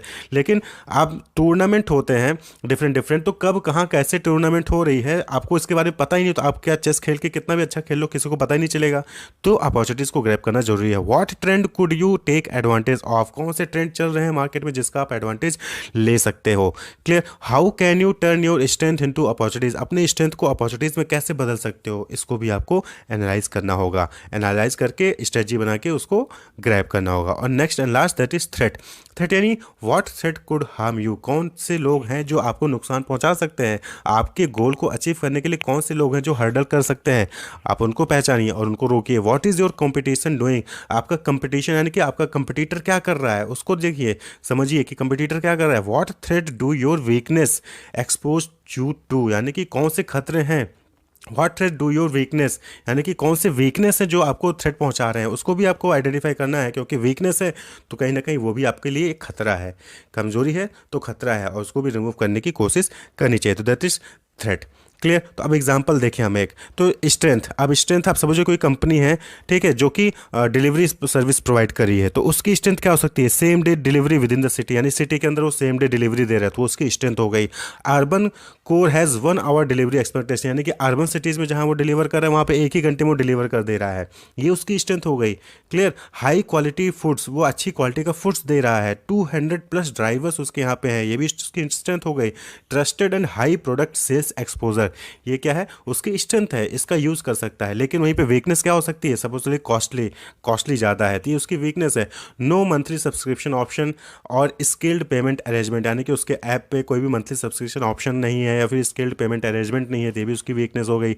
इनएसेसिबल to a large consumer audience, बहुत सारे लोगों को वो एक्सेस ही नहीं कर सकते हैं उसको, ठीक है, तो ये भी उसकी जो वीकनेस हो गई। पार्सली ऑप्टिमाइज एसईओ, यानी कि सर्च इंजन ऑप्टिमाइजेशन भी जो है वो कुछ खास उसका नहीं है, तो ये उसका वीकनेस हो, यानी कि जो गूगल पे जब सर्च करते हैं कि रेस्टोरेंट नियर बाय मी, तो उसका सजेशन में आता ही नहीं है, पहले पेज में शो नहीं होता, तो ये उसकी वीकनेस हो गई। तो इसको उसको क्या करना है, रिमूव करना है, मिनिमाइज करना है, हटाना है, ठीक है।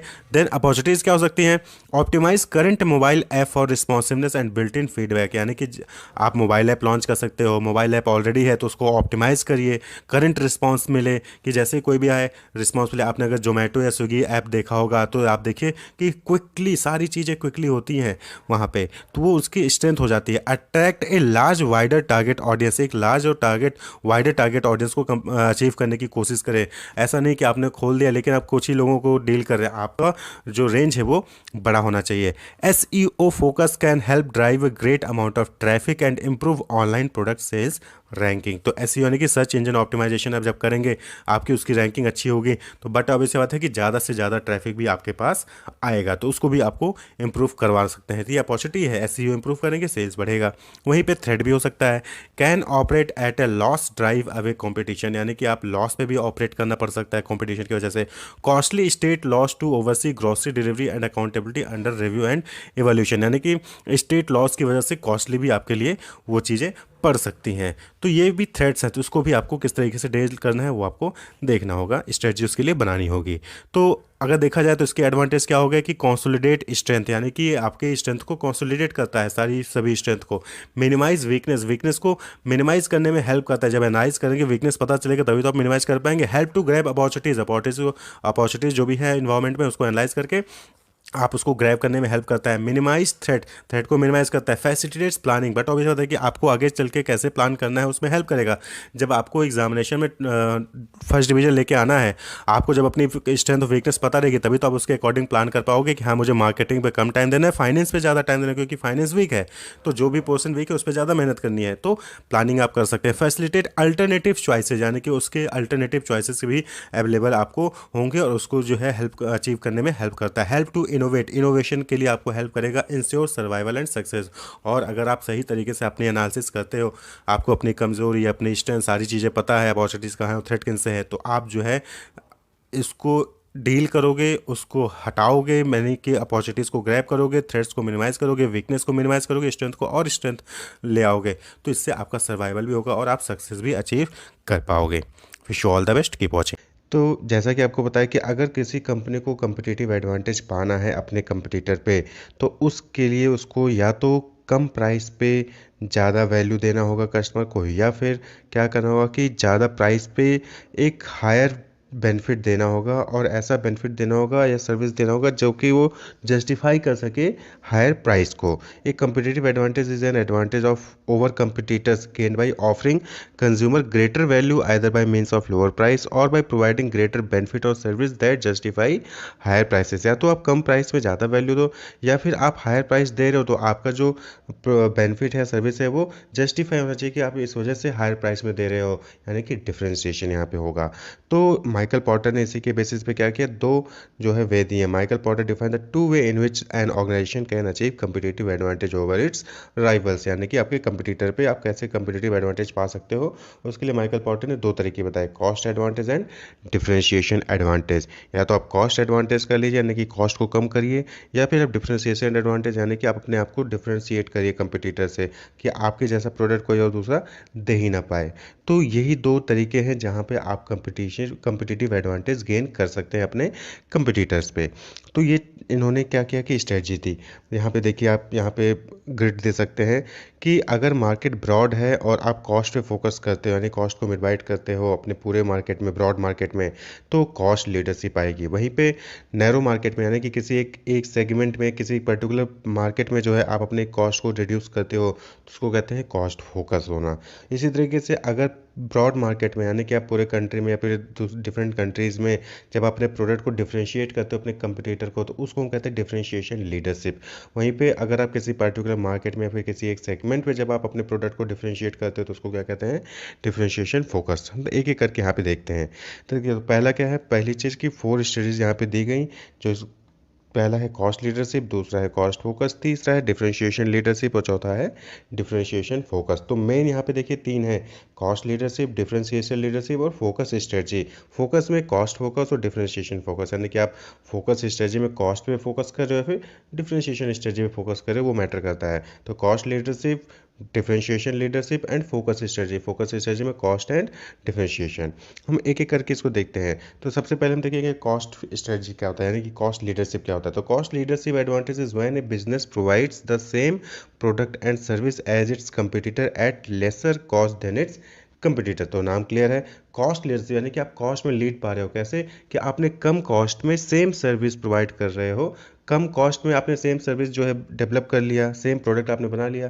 तो जाहिर सी बात है कि अगर कॉस्ट कम हुई है तो आप उसकी प्राइस भी क्या करोगे, कम रखोगे। तो आपके कंपटीटर से प्राइस कम रहेगी और सेम सर्विस रहेगा, सेम प्रोडक्ट रहेगा, तो लोग आपके पास ही प्रोडक्ट जो है परचेज करने आएंगे। तो कॉस्ट, इसको कहते हैं कॉस्ट लीडरशिप। कम प्राइस में अपने प्रोडक्ट को मार्केट में सेल करना। सेम प्रोडक्ट जो आपका कंपटीटर आपको प्रोडक्ट दे रहा है, कस्टमर्स को सेल कर रहा है, वही प्रोडक्ट आप भी सेल कर रहे हो, लेकिन कम प्राइस में कर रहे हो। कम प्राइस में तभी आप सेल कर पाओगे जब आपकी कॉस्ट जो उसको प्रोड्यूस करने की है वो कम हो गई। तो इसको कहते हैं cost leadership. For example high level of productivity. अब कॉस्ट को कम कैसे किया जा सकता है, इसको समझिए। तो कॉस्ट को कम करने का तरीका सिंपल सा है कि आप हाई लेवल ऑफ प्रोडक्टिविटी, यानी कि आप पूरे लेवल प्रोडक्टिविटी कर रहे हो, कैपेसिटी को पूरा यूटिलाइजेशन कर रहे हो अपने मैन्युफैक्चरिंग प्लांट का, बार्गेनिंग पावर का यूज़ कर रहे हो निगोशिएट करने के लिए लोवेस्ट प्राइस के लिए। प्रोडक्शन इनपुट, जो सप्लायर से आप रॉ मटेरियल परचेज करते हैं मैन्युफैक्चर, वो क्या कर रहे हैं, उनसे सप्लायर से बार्गेन कर रहे हैं। तो जब आपको रॉ मटेरियल सस्ते में मिल जाएगा तो बट दैट ऑब्वियस बात है कि आपका कॉस्ट ऑफ प्रोडक्शन क्या होगा, कम होगा। जब कॉस्ट ऑफ प्रोडक्शन कम होगा तो आपकी प्राइस भी कम होगी सेम प्रोडक्ट के लिए। इसी तरह से लीन प्रोडक्शन मेथड होता है जहाँ पे JIT, जस्ट इन टाइम, यानी कि जैसे ही ऑर्डर आया तुरंत आपने उसको डेवलप करके डिलीवर कर दिया, तो इसको कहते हैं कॉस्ट लीडरशिप के डिफरेंट डिफरेंट स्ट्रेटजी, यानी कि कैसे मैन्युफैक्चरिंग कंपनी जो अपनी कॉस्ट को कम कर सकता है। और जब अगर आपने अपनी कॉस्ट को कम कर लिया तो same product same price services के लिए जो है कम प्राइस पे आप जो है मार्केट में लोगों को सर्विसेज दे सकते हो, प्रोडक्ट दे सकते हो, और जिसकी वजह से आपको जो है प्रॉफिट ज़्यादा होगा। तो इसको कहते हैं कॉस्ट लीडरशिप। तो जैसे कि आप देख सकते हो जियो क्या था कि वो भी टेलीकम्युनिकेशन सर्विसेज प्रोवाइड कर रहा था लेकिन कम कॉस्ट में। तो इस वजह से क्या हुआ कि पूरे मार्केट में, पूरे इंडिया में अचानक से ही जो है जियो जो है पूरा डेवलप हुआ। और BSNL क्यों आज भी चल रहा है, BSNL चल रहा है क्यों? क्योंकि वो सस्ते प्लान्स दे रहा है, प्राइस क्या है उसके कम है, लेकिन कहीं ना कहीं वो कॉस्ट लीडरशिप में कहीं ना कहीं कॉस्ट को लीड नहीं कर पा रहा है, यानी कि कम कॉस्ट में वो सर्विसेज नहीं दे पा रहा है। सस्ते दे रहा है लेकिन कम कॉस्ट में नहीं दे पा रहा है, तो उसकी वजह से BSNL की कंपनी को नुकसान भी हो रहा है। वॉलमार्ट आप चले जाइए, वॉलमार्ट बेस्ट प्राइस जो आप सुल्तानपुर रोड में यहाँ पे आप देखते हैं लखनऊ में, तो वॉलमार्ट में क्या है, वहाँ पे भी आपको जो सप्लायर्स को कम प्राइस में जो है सेम प्रोडक्ट सर्विसेज जो मार्केट में अवेलेबल हैं वही प्रोडक्ट है लेकिन कम प्राइस में वहाँ पे उसको मिल रहा है। तो कॉस्ट लीडरशिप ये पा रहे हैं। ठीक, इसी तरीके से दूसरा है डिफरेंशिएशन लीडरशिप। तो डिफरेंशिएशन लीडरशिप तब से क्लियर है कि अपने बिजनेस को, अपने प्रोडक्ट को, अपने सर्विसेज को कंपटीटर से एकदम डिफरेंशिएट कर दो। तो आप उसके लिए अगर डिफरेंशिएशन है आपके प्रोडक्ट में, आपके सर्विसेज में, तो उसके लिए आप हायर प्राइसेस भी चार्ज करोगे तो कस्टमर पे करेगा, क्योंकि वैसा प्रोडक्ट कोई और दे ही नहीं रहा है। जब सेम प्रोडक्ट कोई और भी दे रहा होगा तो वहाँ पे आपको कॉस्ट लीडरशिप पानी होगी, यानी कि आपको कम प्राइस में देना होगा। लेकिन जब आपके जैसा कोई प्रोडक्ट दूसरा कोई दे ही नहीं रहा होगा तो वहाँ पे आप हायर प्राइस चार्ज कर सकते हो, लेकिन अपने प्रोडक्ट को, अपने सर्विस को क्या करना होगा, डिफरेंशिएट करना होगा, वैसा प्रोडक्ट कोई और दे ही ना पाए। तो उसको कहते हैं differentiation leadership. Advantage is when a business provide better product and service as its competitor, तो उसके कंपटीटर से बेटर प्रोडक्ट जो है सर्विसेज प्रोवाइड करता है। तो इस केस में या तो आपका प्रोडक्ट क्वालिटी क्या होगा, सुपीरियर होगा, आपके फीचर्स उसमें ज़्यादा होंगे, बेनिफिट्स ज़्यादा होंगे, ड्यूरेबिलिटी, रिलायबिलिटी उसकी ज़्यादा होगी। तो मतलब इन सब के बेसिस पे हम डिफरेंशिएट कर सकते हैं कि आपके प्रोडक्ट के फीचर्स बहुत सारे होंगे, बेनिफिट्स बहुत ज़्यादा होंगी कंपटीटर के अकॉर्डिंग, ड्यूरेबिलिटी यानी कि लंबे समय तक चलेगा आपका प्रोडक्ट, रिलायबल होगा, ब्रांडिंग उसकी अच्छी होगी, स्ट्रॉन्ग कंज्यूमर रिकॉग्निशन होगा, ठीक है, ब्रांड लॉयल्टी ज़्यादा होगी। अब डिफरेंशिएशन लीडरशिप जैसे कि सपोज करें कि आप जो कि व्हीकल्स में देखते हैं, कार्स में, आप स्कॉर्पियो को देख लीजिए, ऑडी को देख लीजिए, मर्सिडीज़ को देख लीजिए, ठीक है, और वहीं पे टाटा नैनो को देख लीजिए। तो ये सारे कार क्या हैं, आपस में डिफरेंशिएटेड हैं। उनकी फीचर्स, उनकी ब्रांडिंग, उनकी ड्यूरेबिलिटी, उनकी रिलायबिलिटी क्या है, सब अलग अलग है, वो सब अलग अलग है। तो अब वो डिफरेंशिएशन है और उसके अकॉर्डिंग वो कस्टमर से प्राइस चार्ज कर सकते हैं। तो आपस में compete नहीं कर रहे हैं, जिसको जैसा चाहिए वो आपस में परचेज कर सकता है, तो वो डिफरेंशिएशन लीडरशिप कहलाता है। अब बात कर ले फोकस स्ट्रेटजी की, तो फोकस स्ट्रेटजी में वही चीज़ें हैं कि आप कॉस्ट फोकस करो कि डिफरेंशिएशन फोकस करो। अगर आप कॉस्ट फोकस करो यानी कि जो बिजनेस है वो किसी लोअर कॉस्ट एडवांटेज पाना चाहता है किसी एक सेक्टर में, किसी एक मार्केट में, किसी एक मार्केट सेगमेंट में, जब वो फोकस करता है और वहाँ पे से अपने कॉस्ट को कम करता है तो उसको कहते हैं कॉस्ट फोकस होना। जैसे कि सपोज करिए कोई इंश्योरेंस कंपनी है, वो सिर्फ क्रॉप से रिलेटेड इंश्योरेंस दे रही है। कोई लाइफ इंश्योरेंस कंपनी है, वो सिर्फ बच्चों के एजुकेशन के लिए जो है इंश्योरेंस जो है प्रोवाइड कर रही है। कोई बैंक है, वो सिर्फ हाउस होल्ड यानी कि घर के सामानों के लिए जो है परचेज करने के लिए जो है फाइनेंस दे रही है। जैसे कि आप बजाज फिनसर्व देखते हैं, तो हाउस होल्ड अप्लायंसेस के लिए जो है वो लोन जो है प्रोवाइड करती है। तो इस टाइप के जो ऑर्गेनाइजेशन होते हैं उसको हम कहते हैं कॉस्ट फोकस। वो किसी एक पर्टिकुलर सेगमेंट पे, किसी एक पर्टिकुलर मार्केट में फोकस हो जाते हैं और वहाँ पे कम से कम प्राइस में सर्विसेज देते हैं, तो उसको कॉस्ट फोकस कहते हैं। और इसे कहते हैं डिफरेंशिएशन फोकस स्ट्रेटजी। जब आप किसी एक पर्टिकुलर मार्केट में, पर्टिकुलर सेगमेंट में जो है डिफरेंशिएट करते हो अपने प्रोडक्ट को, तो उसको कहते हैं डिफरेंशिएशन स्ट्रेटजी कहते हैं। तो ये भी क्या हो गया, ये स्मॉल लेवल पे किसी एक पर्टिकुलर मार्केट को आप चूज कर लेते हो, वहाँ पे अपने आप प्रोडक्ट को एकदम डिफरेंशिएट कर दोगे या फिर कॉस्ट को वहाँ पे कम करके प्राइस कम रखोगे, तो ये कॉस्ट या डिफरेंशिएशन फोकस स्ट्रेटजी कहलाता है।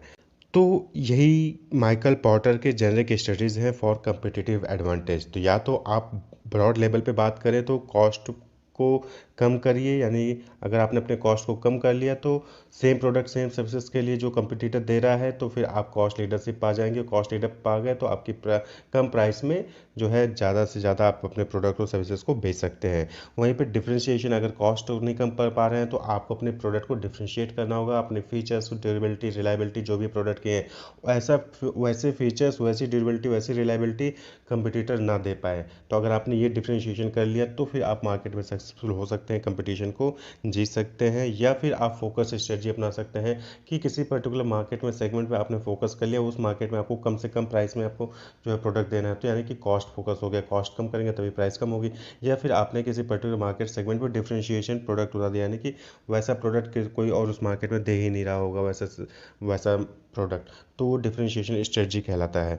तो दैट इज डिफरेंशिएशन फोकस। तो ये 4 स्ट्रेटजी हैं: cost leadership, cost focus, differentiation leadership, differentiation focus. तो wish you all the best, keep watching, subscribe the channel for more videos. Thank you. 5 forces model ये develop किया गया था Michael Porter द्वारा। Porter 5 forces model actually में industry की analysis करने में हेल्प करता है, यानी कि किसी भी इंडस्ट्री की क्या स्ट्रेंथ है, क्या वीकनेस है, उसको आइडेंटिफाई करने में ये पॉर्टर 5 फोर्सेज मॉडल हेल्प करता है। नाम से क्लियर है कि यहाँ पे क्या है, 5 कम्पिटिटिव फोर्सेज होते हैं किसी भी इंडस्ट्री की, जिसमें उसकी स्ट्रेंथ है, वीकनेस डिपेंड करती है, और उसी के बेसिस पे जो क्या होती है, कंपनी होती है, जो कॉर्पोरेट होते हैं, वो अपनी जो है स्ट्रेटजीज डेवलप करते हैं। तो अभी जो इससे पहले आपने देखा स्वॉट एनालिसिस हो गया, ये इंडस्ट्री लेवल, ये जो है कंपनी लेवल पे था। ये जो माइकल पॉर्टर 5 फोर्सेज मॉडल है, ये क्या है, ये इंडस्ट्री लेवल पे है। तो 5 इंपॉर्टेंट फोर्सेज होते हैं किसी भी इंडस्ट्री में। Porter 5 forces is a model that identify and analyse 5 competitive forces that shape every industry. तो किसी भी इंडस्ट्री में जो 5 कम्पिटिटिव फोर्सेज होते हैं, उसके एनालिसिस को ही पॉर्टर 5 फोर्सेज मॉडल कहते हैं। और ये जो एनालिसिस हेल्प करता है किसी भी इंडस्ट्री की वीकनेस और स्ट्रेंथ को आइडेंटिफाई करने में, जिसके बेसिस पे कंपनी अपनी स्ट्रेटजीज डेवलप करती हैं। 5 forces analysis to identify an industry's structure to determine corporate strategy। जो कॉर्पोरेट होते हैं, जो ऑर्गेनाइजेशन होते हैं, वो अपनी स्ट्रेटजी को डेवलप करने के लिए इंडस्ट्री के स्ट्रक्चर को जो है बेस बनाते हैं, उसको आइडेंटिफाई करते हैं कि वहाँ उसकी क्या वीकनेस है, क्या स्ट्रेंथ है किसी भी इंडस्ट्री की, उसके बेसिस पे कॉर्पोरेट स्ट्रेटजीज डेवलप की जाती हैं। तो कौन कौन से फोर्सेज हैं, 5 फोर्सेज हैं जो कि पॉर्टर 5 फोर्सेज मॉडल में एनालाइज किए जाते हैं इंडस्ट्री एनालिसिस के लिए। तो वो 5 फोर्सेज है। पहला, राइवलरी अमॉन्ग एग्जिस्टिंग कंपटीटर्स, यानी कि जो किसी भी इंडस्ट्री में जो ऑलरेडी कंपटीटर एग्जिस्ट कर रहे हैं, उनके बीच में क्या राइवलरी है। Bargaining power of supplier, supplier की कितनी बार्गेनिंग पावर है किसी भी इंडस्ट्री में। Bargaining power of buyer, buyer की क्या बार्गेनिंग पावर है किसी भी इंडस्ट्री में। और threat of new entrance, new entrance का कितना खतरा है किसी भी इंडस्ट्री में, यानी कि किसी भी इंडस्ट्री में नए कंपनीज का आना और नए कंपनीज का बाहर जाना कितना आसान है, कितना टफ है वो। और वहीं पे थ्रेट ऑफ सब्स्टिट्यूट प्रोडक्ट, यानी सब्स्टिट्यूट प्रोडक्ट का कितना खतरा है किसी भी इंडस्ट्री में। तो ये 5 फोर्सेज हैं जिसकी एनालिसिस की जाती है, और इसी के एनालिसिस के बेसिस पे वीकनेस और स्ट्रेंथ को आइडेंटिफाई किया जाता है किसी भी इंडस्ट्री के लिए, और उसी के बेसिस पे कॉर्पोरेट अपनी स्ट्रेटजी बनाती है। किसी भी इंडस्ट्री में घुसना कितना आसान है, वहाँ से बाहर आना कितना आसान है। बार्गेनिंग पावर ऑफ सप्लायर है, बाहर कितनी है। एग्जिस्टिंग जो कंपटीटर्स, उनके बीच में राइवलरी कितनी है, वही उसकी एनालिसिस को ही पॉर्टर 5 फोर्सेज मॉडल कहा जाता है। तो आप ये देख सकते हैं यहाँ पे क्या है, थ्रेट ऑफ न्यू एंट्रेंट्स है, आप ऊपर देख सकते हैं। थ्रेट ऑफ न्यू एंट्रेंट्स यानी कि एंट्री के लिए क्या बैरियर्स हैं, इकोनॉमिक स्केल कैसा है उस इंडस्ट्री में, ब्रांड लॉयल्टी क्या है इंडस्ट्री के लोगों की, कैपिटल रिक्वायरमेंट्स क्या चाहिए होती हैं उस इंडस्ट्री में घुसने के लिए, क्यूमुलेटिव एक्सपीरियंसेस क्या है, गवर्नमेंट पॉलिसीज क्या है उस इंडस्ट्री के लिए, डिस्ट्रीब्यूशन चैनल को एक्सेस किया जा सकता है कि नहीं किया सकता उस इंडस्ट्री में, स्विचिंग कॉस्ट क्या होगी इंडस्ट्री के लिए। इसी तरीके से बार्गेनिंग पावर ऑफ बायर है, तो नंबर ऑफ कस्टमर्स कितने हैं, साइज क्या है, कस्टमर ऑर्डर का साइज क्या है, मतलब कि कितने सिंगल यूनिट में प्रोडक्ट को परचेज किया जा रहा है कि मल्टीपल यूनिट में प्रोडक्ट को परचेज किया जा रहा है, कंपटीटर्स के बीच में कुछ डिफरेंसेस हैं या नहीं है, प्राइस सेंसिटिविटी कितनी है। तो इसी तरीके से आप जो है बाकी सारे फैक्टर्स को भी यहाँ पे देख सकते हैं। तो जो बात करें तो 5 फैक्टर्स जो है वो पॉर्टर 5 फोर्सेज मॉडल में इंडस्ट्री एनालिसिस के लिए यूज किए जाते हैं। Rivalry among the existing competitor, threat of new entrance, threat of substitute product, bargaining power of buyer और बार्गेनिंग पावर ऑफ सप्लायर। तो इसी के बेसिस पे किसी भी इंडस्ट्री की स्ट्रेंथ और वीकनेस को आइडेंटिफाई किया जाता है, और उसी के बेसिस पे जो कंपनीज होती हैं, जो फर्म्स होती हैं, वो अपनी जो है स्ट्रेटजीज डेवलप करती हैं। इंटरनेशनल बिजनेस, इंटरनेशनल बिजनेस होता क्या है? तो इंटरनेशनल नाम में है कि 2 लोगों के बीच में, यानी कि जब 2 या 2 से अधिक कंट्री में आप बिजनेस परफॉर्म करना चाहते हैं, तो उसको क्या कहते हैं, इंटरनेशनल बिजनेस। आप वो एक्सपोर्ट इंपोर्ट करके भी कर सकते हैं, या फिर आप जो है वहाँ पे जाके आप जॉइंट वेंचर कर रहे हैं, स्ट्रेटेजिक अलायंस कर रहे हैं, पिगी बैंक ही कर रहे हैं, ग्रीन फील्ड का यूज़ कर रहे हैं। तो कई भी तरीके हैं जिससे कि आप इंटरनेशनल बिजनेस कर सकते हैं। लेकिन यहाँ पे मतलब क्या है इंटरनेशनल बिजनेस का, कि जब आप अपनी कंट्री छोड़ के किसी दूसरी कंट्री में जाके अपना बिजनेस परफॉर्म कर रहे होते हैं, यानी कि अपनी कंट्री में तो कर ही रहे हैं, लेकिन साथ ही साथ दूसरी कंट्री में भी अपना बिजनेस परफॉर्म कर रहे हैं। वो अलग अलग मोड हो सकते हैं बिजनेस परफॉर्म करने के। तो उस केस में हम आपको क्या कहेंगे, इंटरनेशनल बिजनेस कहते हैं। Trade of goods, services, technology, capital and और knowledge across national border and at a global और ट्रांसनेशनल स्केल, तो उसको क्या कहते हैं, इंटरनेशनल बिजनेस। अब इंटरनेशनल बिजनेस में आप कोई सामान बेच सकते हो, दूसरे कंट्री जाके सर्विस जो है दे सकते हो, टेक्नोलॉजी ट्रांसफर कर सकते हो, कैपिटल यानी पैसे की लेन देन कर सकते हो, नॉलेज का ट्रांसफर कर सकते हो अक्रॉस द नेशनल बॉर्डर्स, तो वो क्या कहलाएगा, ग्लोबल और ट्रांसनेशनल स्केल। मतलब कि ग्लोबल या ट्रांसनेशनल स्केल पे, नहीं कि खाली एक ही कंट्री में करना, आपको मल्टीपल कंट्रीज में जो है आपको करना होता है। तो इंटरनेशनल बिजनेस में नॉर्मली यही होता है कि जब आप गुड्स, सर्विसेज, टेक्नोलॉजी, कैपिटल या फिर नॉलेज का जो है ट्रेड करते हैं अक्रॉस नेशनल बॉर्डर्स, वही क्या कहलाता है, international business. To conduct business overseas multinational companies need to bridge separate national market into one global market place, यानी कि यहाँ पे ये कहना चाह रहे हैं कि इंटरनेशनल बिजनेस परफॉर्म करने के लिए किसी भी कंपनी को, जो कि एमएनसी कहलाती है, मल्टीनेशनल कंपनी, उनको जो है अलग अलग मार्केट को जो है ब्रिज करना पड़ता है, यानी जोड़ना पड़ता है, किसमें, एक ग्लोबल मार्केट प्लेस में। तो इंटरनेशनल बिजनेस का मतलब यहाँ पे सिंपल सा है कि जब आप जो है एक कंट्री से ज़्यादा कंट्री में अपने बिजनेस को परफॉर्म करते हो।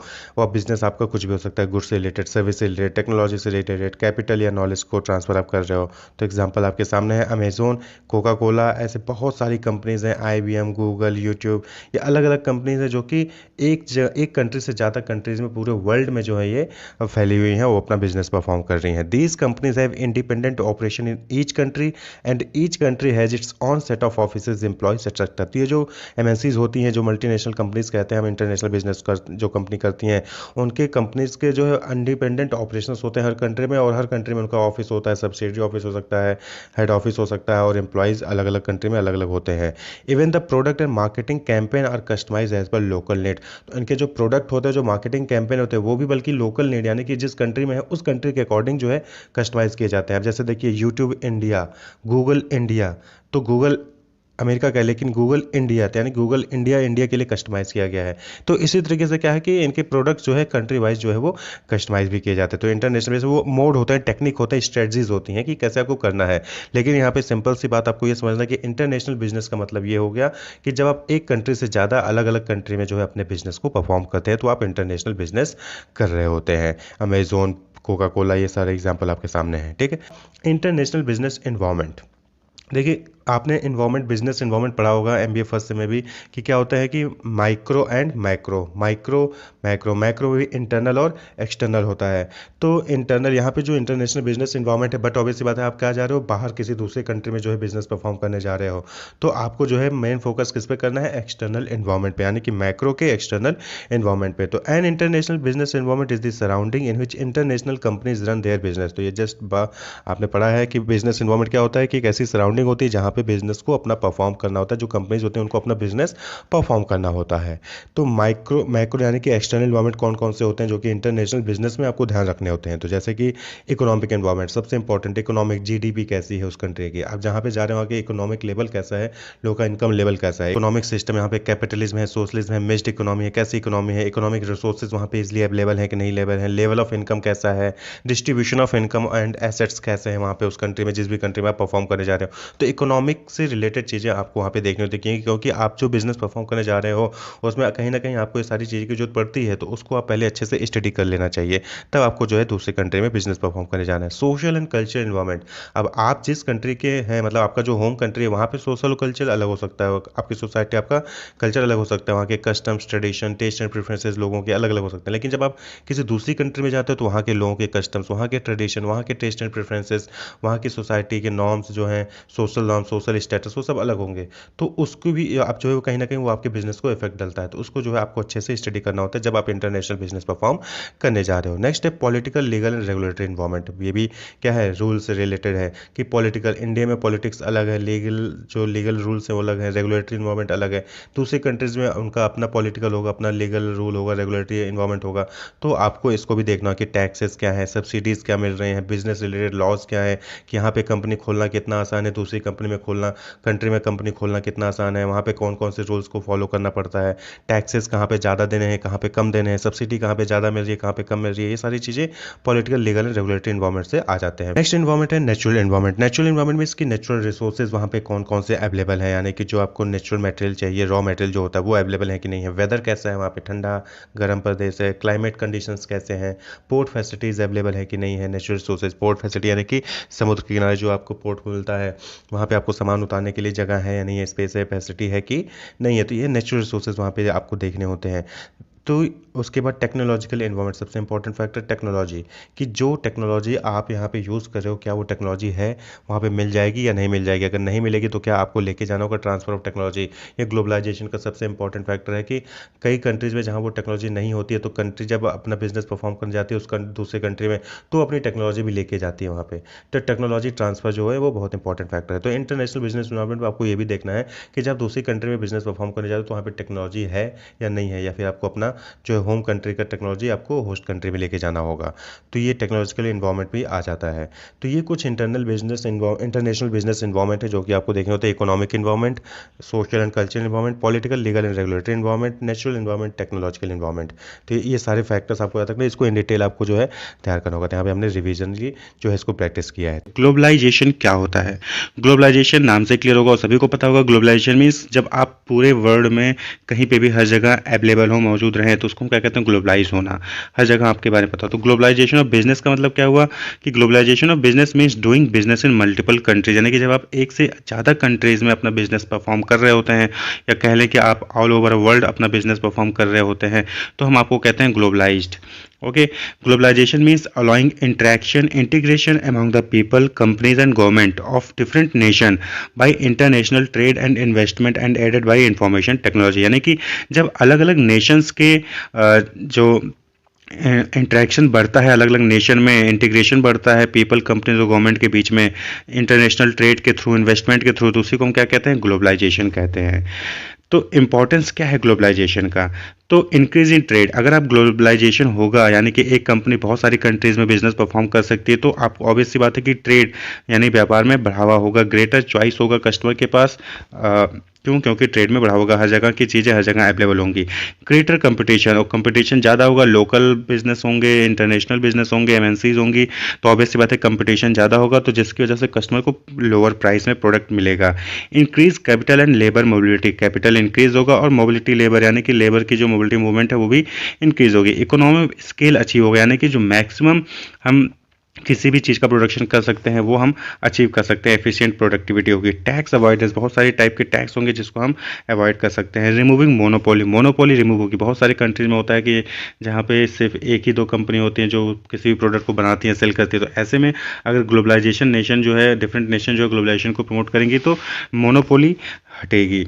टाइप ऑफ ग्लोबलाइजेशन, तो ग्लोबलाइजेशन कितने टाइप का होता है? तो 3 टाइप के होते हैं। पहला होता है पॉलिटिकल ग्लोबलाइजेशन, जहाँ पे अलग अलग कंट्रीज़ की पॉलिटिक्स पार्टी, जो पॉलिटिकल पार्टी हैं, गवर्नमेंट है, वो आपस में यूनाइटेड होती हैं, इकट्ठे होते हैं, मिलकर काम करती हैं। जैसे यूरोपियन यूनियन हो गया, यूनाइटेड नेशन हो गया, WHO हो गया, ये क्या है? पॉलिटिकल ग्लोबलाइजेशन है। फिर है सोशल ग्लोबलाइजेशन, जहाँ पे सोसाइटीज़ अलग अलग कंट्री की वो जो है अपने आप को प्रमोट करती हैं। By which people's life style is spread over global network, जहाँ पे अलग अलग पीपल्स की लाइफस्टाइल जो है वो स्प्रेड होती फैलती है पूरे ग्लोब में, पूरे अर्थ में, पूरे वर्ल्ड में। इकोनॉमिकल, तीसरा है ग्लोबलाइजेशन, इकोनॉमिकल ग्रोथ, जहाँ पे production, trade, labour, capital, direct investment, ये सब क्या है? मूव करता है एक कंट्री से दूसरे कंट्री में। तो इस टाइप के ग्लोबलाइजेशन को हम क्या कहते हैं? Economical globalisation. फिर नेक्स्ट टॉपिक है स्टेजेस ऑफ ग्लोबलाइजेशन, यानी कि ग्लोबलाइजेशन के कितने स्टेजेस हैं, कैसे कैसे ग्लोबलाइजेशन पे हम पहुंचते हैं स्टेज पे। तो सबसे पहले होता है कि डोमेस्टिक स्टेज। डोमेस्टिक स्टेज में क्या है कि marketing and production activities limited to home country. Obvious सी बात है डोमेस्टिक स्टेज में जब आप घर में अपना काम कर रहे हैं तो जो आपकी मार्केटिंग एक्टिविटीज़ है, प्रोडक्शन एक्टिविटीज़ हैं, वो होम कंट्री तक ही सीमित रहती हैं। फिर दूसरा स्टेज आता है इंटरनेशनल स्टेज, यानी कि जब आप अपना मार्केटिंग और प्रोडक्शन एक्टिविटीज़ होम कंट्री की ना होने में किसी दूसरे कंट्री में भी परफॉर्म करने लगते हैं। Marketing and production activities expand from home country to another country. तो इस स्टेज को क्या कहते हैं? इंटरनेशनल स्टेज, यानी कि आप एक देश से दूसरे देश में इंटर कर गए। जब आप इंटरनेशनल स्टेज पार कर जाते हैं तो उसी इंटरनेशनल स्टेज में ही एक्सपोर्ट भी क्या होता है? इंक्रीज हो जाएगा। ऑब्वियस बात है, पहले आप होम कंट्री में करते थे, अब जो है बाहर कंट्री में सेल कर रहे हैं। फिर इंटरनेशनल स्टेज के बाद आता है मल्टीनेशनल स्टेज। तो मल्टीनेशनल स्टेज यानी कि आप एक से ज़्यादा कंट्री में, 2, 3, 4 कंट्रीज में अपना बिजनेस एक्सपोर्ट स्टार्ट कर देते हैं। Marketing and production activities located in many countries, जब आपका मार्केटिंग और प्रोडक्शन जो है कई सारी कंट्रीज में लोकेट हो जाता है तो उसको हम क्या कहते हैं? Multinational stage. और फिर उसके बाद आता है global stage. Global stage means all over world आप अपनी मार्केटिंग कर रहे हैं, प्रोडक्शन कर रहे हैं। Ownership, control and top top management can be disperse to different countries, यानी कि आप डिफरेंट कंट्रीज में अपना ऑनरशिप कंट्रोल और टॉप मैनेजमेंट को डिस्पर्स करते फैला देते हैं। तो उसको हम कहते हैं global stage. Making sale and acquiring resources in country offering best deal, यानी कि जो भी कंट्री आपको बेस्ट डील देता है आप वहाँ पे जाके सेल करते हैं, एक्वायर करते हैं रिसोर्सेज को। क्या है फीचर्स ग्लोबलाइजेशन का? तो ऑब्वियसली बात है, जैसे आपने देखा था इंपॉर्टेंस क्या है, तो वही चीज फीचर्स ग्लोबलाइजेशन में क्या होता है, लिबरलाइजेशन, यानी कि छूट दी जाती है अलग अलग कंपनीज को कि वो आए हमारे यहाँ पे और बिजनेस परफॉर्म करें। लिबरलाइज कर दिया जाता है, अगर छूट नहीं देंगे तो कोई भी जल्दी नहीं आएगा, तो लिबरलाइज होता है ग्लोबलाइजेशन में। फ्री ट्रेड, हम फ्री ट्रेड करने का मौका देते हैं। ग्लोबलाइजेशन ऑफ इकोनॉमिक, इकोनॉमी को हम ग्लोबलाइज करते हैं। प्राइवेटाइजेशन को बढ़ावा देते हैं। इंक्रीज्ड कोलैबोरेशन, कोलैबोरेशन अलग अलग पार्टीज के साथ, अलग अलग पॉलिटिकल पार्टीज हैं या फिर कोई भी कंपनीज उनके साथ कोलैबोरेट करते हैं। तो इस ये फीचर्स हैं ग्लोबलाइजेशन। किसी तरह लिबरलाइजेशन है एक्सपोर्ट एंड इम्पोर्ट, इम्पोर्ट और एक्सपोर्ट में भी हम ढील देते हैं, छूट देते हैं कंपनीज को ताकि वो आसानी से इम्पोर्ट एक्सपोर्ट कर सकें। फिर नेक्स्ट इंपॉर्टेंट टॉपिक है फॉरेन मार्केट एंट्री स्ट्रेटजी, यानी कि फॉरेन मार्केट में कैसे आप इंटर कर सकते हैं। अभी बात हो रही थी ग्लोबलाइजेशन की, यानी ग्लोबलाइज मीन्स क्या होता है, जब आप एक कंट्री से दूसरे कंट्री में अपना बिजनेस परफॉर्म कर रहे होते हैं, तो कैसे आप एंटर कर सकते हैं एक कंट्री से दूसरे कंट्रीज में, वो स्ट्रेटजीज क्या है। तो सबसे पहला जो इंपॉर्टेंट है एक्सपोर्ट। ऑब्वियसली बात है, selling delivering products into another country directly और इनडायरेक्टली। जब आप अपने प्रोडक्ट को सेल करते हो किसी भी दूसरे कंट्री में, डायरेक्टली चाहे इनडायरेक्टली, चाहे खुद बेच रहे हो चाहे किसी दूसरे के थ्रू बेच रहे हो, किसी एजेंट्स के थ्रू, तो उसको हम क्या कहते हैं, एक्सपोर्ट कहते हैं। यानी कि प्रोडक्शन इसमें क्या होता है, प्रोडक्शन आप अपने घर में ही करते हो, लेकिन जो प्रोडक्ट बनाते हो उसको आप बाहर कंट्रीज में भी सेल करते हो। तो ये एक तरीका हो गया जिससे आप फॉरेन मार्केट में एंटर कर सकते हो। दूसरा है piggy banking, exporting with the help of another experienced company. ये क्या है, एक तरीके का इनडायरेक्ट एक्सपोर्ट है, जिसमें आप क्या करते हैं कि किसी दूसरे कंपनी का जिसके पास एक्सपोर्टिंग का एक्सपीरियंस है उसके थ्रू आप अपने प्रोडक्ट को एक्सपोर्ट करते हैं मार्केट में। फिर है मर्जर एंड एक्विजिशन, नाम से क्लियर है, मर्जर एंड एक्विजिशन, तो आप किसी दूसरी कंपनी, जो दूसरी कंट्री में कोई कंपनी है उसके साथ मर्ज कर जाएं या फिर उसको एक्वायर कर लें, यानी परचेज कर लें। डूइंग मर्जर और एक्वायरिंग एंड ओवरसीज कंपनी, यानी कि बाहर की कोई भी कंपनी को आप उसके साथ मर्ज हो जाएं या फिर उसको एक्वायर कर लें। फिर चौथा स्ट्रेटजी है मार्केट में एंटर करने का, फॉरेन मार्केट में एंटर करने का, franchisee, allowing to use trademark and distribution of supplier goods, जैसे कि मैकडी में होता है, फूड आउटलेट्स में होता है। तो आप अपनी फ्रेंचाइजी बाहर इंडिया से बाहर या फिर आप किसी भी कंट्री से दूसरे कंट्री में जाना चाहते हैं तो वहाँ पे अपनी फ्रेंचाइजी यानी अपनी ट्रेडमार्क और डिस्ट्रीब्यूशन को अलाउ कर दे कि दूसरी कंपनी यूज कर सकती है। फिर पांचवा टेक्निक है लाइसेंसिंग, आप लाइसेंस प्रोवाइड कर दीजिए दूसरी कंपनी को, वो आपका जो है उसको राइट ट्रांसफ़र कर दीजिए कि आपके प्रोडक्ट को, सर्विस को दूसरे कंट्री में यूज़ कर सकता है, जैसे कि कोका कोला लाइसेंस देती है। फिर है जॉइंट वेंचर, इसके थ्रू भी आप जो है मार्केट में एंटर कर सकते हैं। जॉइंट वेंचर में क्या होता है कि फॉर्म ऑफ ऑनरशिप, जहाँ पे दो अलग अलग कंपनीज मिलकर एक तीसरी कंपनी बनाते हैं और उसको बिजनेस परफॉर्म करते हैं। तो यानी कि आप दो कंपनी मिलकर कोई तीसरी कंपनी बनाकर उसको दूसरे देश में कर सकते हैं। जैसे कि एग्जाम्पल के तौर पर सोनी और एरिक्सन, सोनी अलग कंपनी है, एरिक्सन अलग कंपनी है, इन दोनों ने जॉइंट वेंचर किया और सोनी एरिक्सन मोबाइल लॉन्च की, मोबाइल फोन्स लॉन्च किए इन्होंने, तो इसे कहते हैं जॉइंट वेंचर। ये क्या है, एक तरीके का पार्टनरशिप ही है। Two companies agree to work together creating a third independently managed company. तो यहाँ पे दो कंपनी एक साथ मिलकर काम करती हैं और तीसरी कंपनी में आती हैं उसको मैनेज करती हैं। तो जॉइंट वेंचर भी क्या हो गया, एक फॉरेन मार्केट एंट्री स्ट्रेटजी हो गया।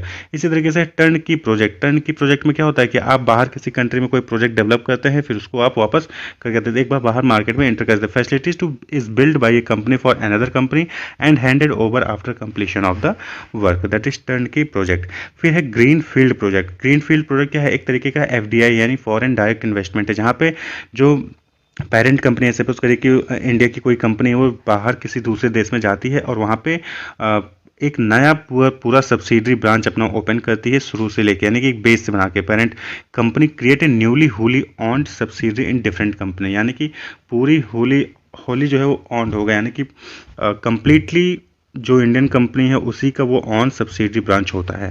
वो किसी के साथ ना मर्ज करती है, ना एक्सपोर्ट करती है, ना फ्रेंचाइजी देती है, ना लाइसेंस देती है, अपनी खुद की ब्रांच, सब्सिडरी ब्रांच वहाँ पे ओपन करती है। तो ये कुछ टेक्निक्स हैं जिसके थ्रू फॉरेन मार्केट में एंट्री कर सकता है कोई भी company.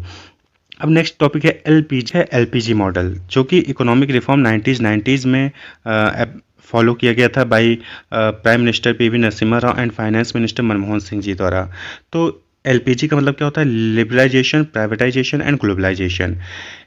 It was follow to develop India's economy, तो इंडिया की इकोनॉमी को डेवलप करने के लिए एलपीजी मॉडल 1990 इकोनॉमिक रिफॉर्म में फॉलो किया गया था। It was aimed at making the Indian economy as fastest growing economy and globally competitive. तो इंडिया की इकोनॉमी को फास्टेस्ट ग्रोइंग इकोनॉमी बनाने के लिए और ग्लोबली कम्पिटिटिव इकोनॉमी बनाने के लिए ये एलपीजी मॉडल फॉलो किया गया था। तो लिबरलाइजेशन में क्या होता है? Liberalisation means to free the economy from direct और physical control imposed by the government. यानी कि जब किसी देश की गवर्नमेंट जो भी फ्री कर देती है किसी भी टाइप का डायरेक्ट और फिजिकल कंट्रोल से किसी कंपनी को, तो उसको क्या कहते हैं? लिबरलाइज कर देना है। जैसे कि इंडस्ट्रियल लाइसेंसिंग सिस्टम हो गया, प्राइस कंट्रोल ऑन गुड्स हो गया, इंपोर्ट लाइसेंस हो गया, फॉरेन एक्सचेंज कंट्रोल हो गया स्ट्रक्चर। तो जब आप इसको लिबरलाइज कर देते हैं, इसमें छूट देते हैं, तो उसी को हम क्या कहते हैं? लिबरलाइज करते हैं। यानी कि रिडक्शन इन रेस्ट्रिक्शंस, जो अलग अलग तरीके के रेस्ट्रिक्शंस होते हैं उसको आप रिड्यूस करेंगे तो कंपनीज ऑब्वियस सी बात है कि आपकी कंट्री में आएंगी, बिजनेस स्टार्ट करेंगे। तो लिबरलाइज करना। दूसरा है प्राइवेटाइजेशन, यानी कि गवर्नमेंट जो होते हैं उसकी गवर्नमेंट को इंटरफेयर को कम करना। Means allowing the private sector to set up more and more industries that were previously reserve for public sector. पहले क्या होता था कि सिर्फ गवर्नमेंट के लिए रिजर्व होता था कि नहीं, सिर्फ इस फील्ड में ये काम सिर्फ गवर्नमेंट कर सकती है, तो नहीं, अब उसको जो है छोड़ दिया जा रहा है। अब जो है प्राइवेटाइजेशन को बढ़ावा दिया जाता है, यानी कि प्राइवेट सेक्टर को इनकेस बहुत सारे इंडस्ट्री सेटअप करने का मौका दिया जाता है, जॉइंट वेंचर के थ्रू, लीजिंग के थ्रू, फ्रेंचाइजी के थ्रू। तो प्राइवेटाइजेशन को भी बढ़ावा दिया जा रहा है, यानी कि हर जगह गवर्नमेंट ही रहेगी। फिर है ग्लोबलाइजेशन, और ग्लोबलाइजेशन का मतलब आपको सभी को पता है कि means allowing interaction integration among the people, companies and government to of different nation by international trade and investment and aided by information technology. यानी कि लिबरलाइजेशन दी, आपने आज़ादी दी, उसके बाद आपने प्राइवेटाइजेशन को भी बढ़ावा दिया, ये कि आप सिर्फ गवर्नमेंट ही नहीं, आप भी आके हमारे डिफरेंट इंडस्ट्रीज सेटअप कर सकते हैं। और ग्लोबलाइजेशन मीन्स आप बाहर के लोग भी हमारे यहाँ आ सकते हैं और हमारे लोग भी बाहर जा सकते हैं। तो ये एलपीजी मॉडल है, लिबरलाइजेशन, प्राइवेटाइजेशन, ग्लोबलाइजेशन, जो कि फॉलो किया गया जिससे कि इंडिया की इकोनॉमी को इंक्रीज कर सके, फास्टेस्ट ग्रोइंग इकोनॉमी बना सकें।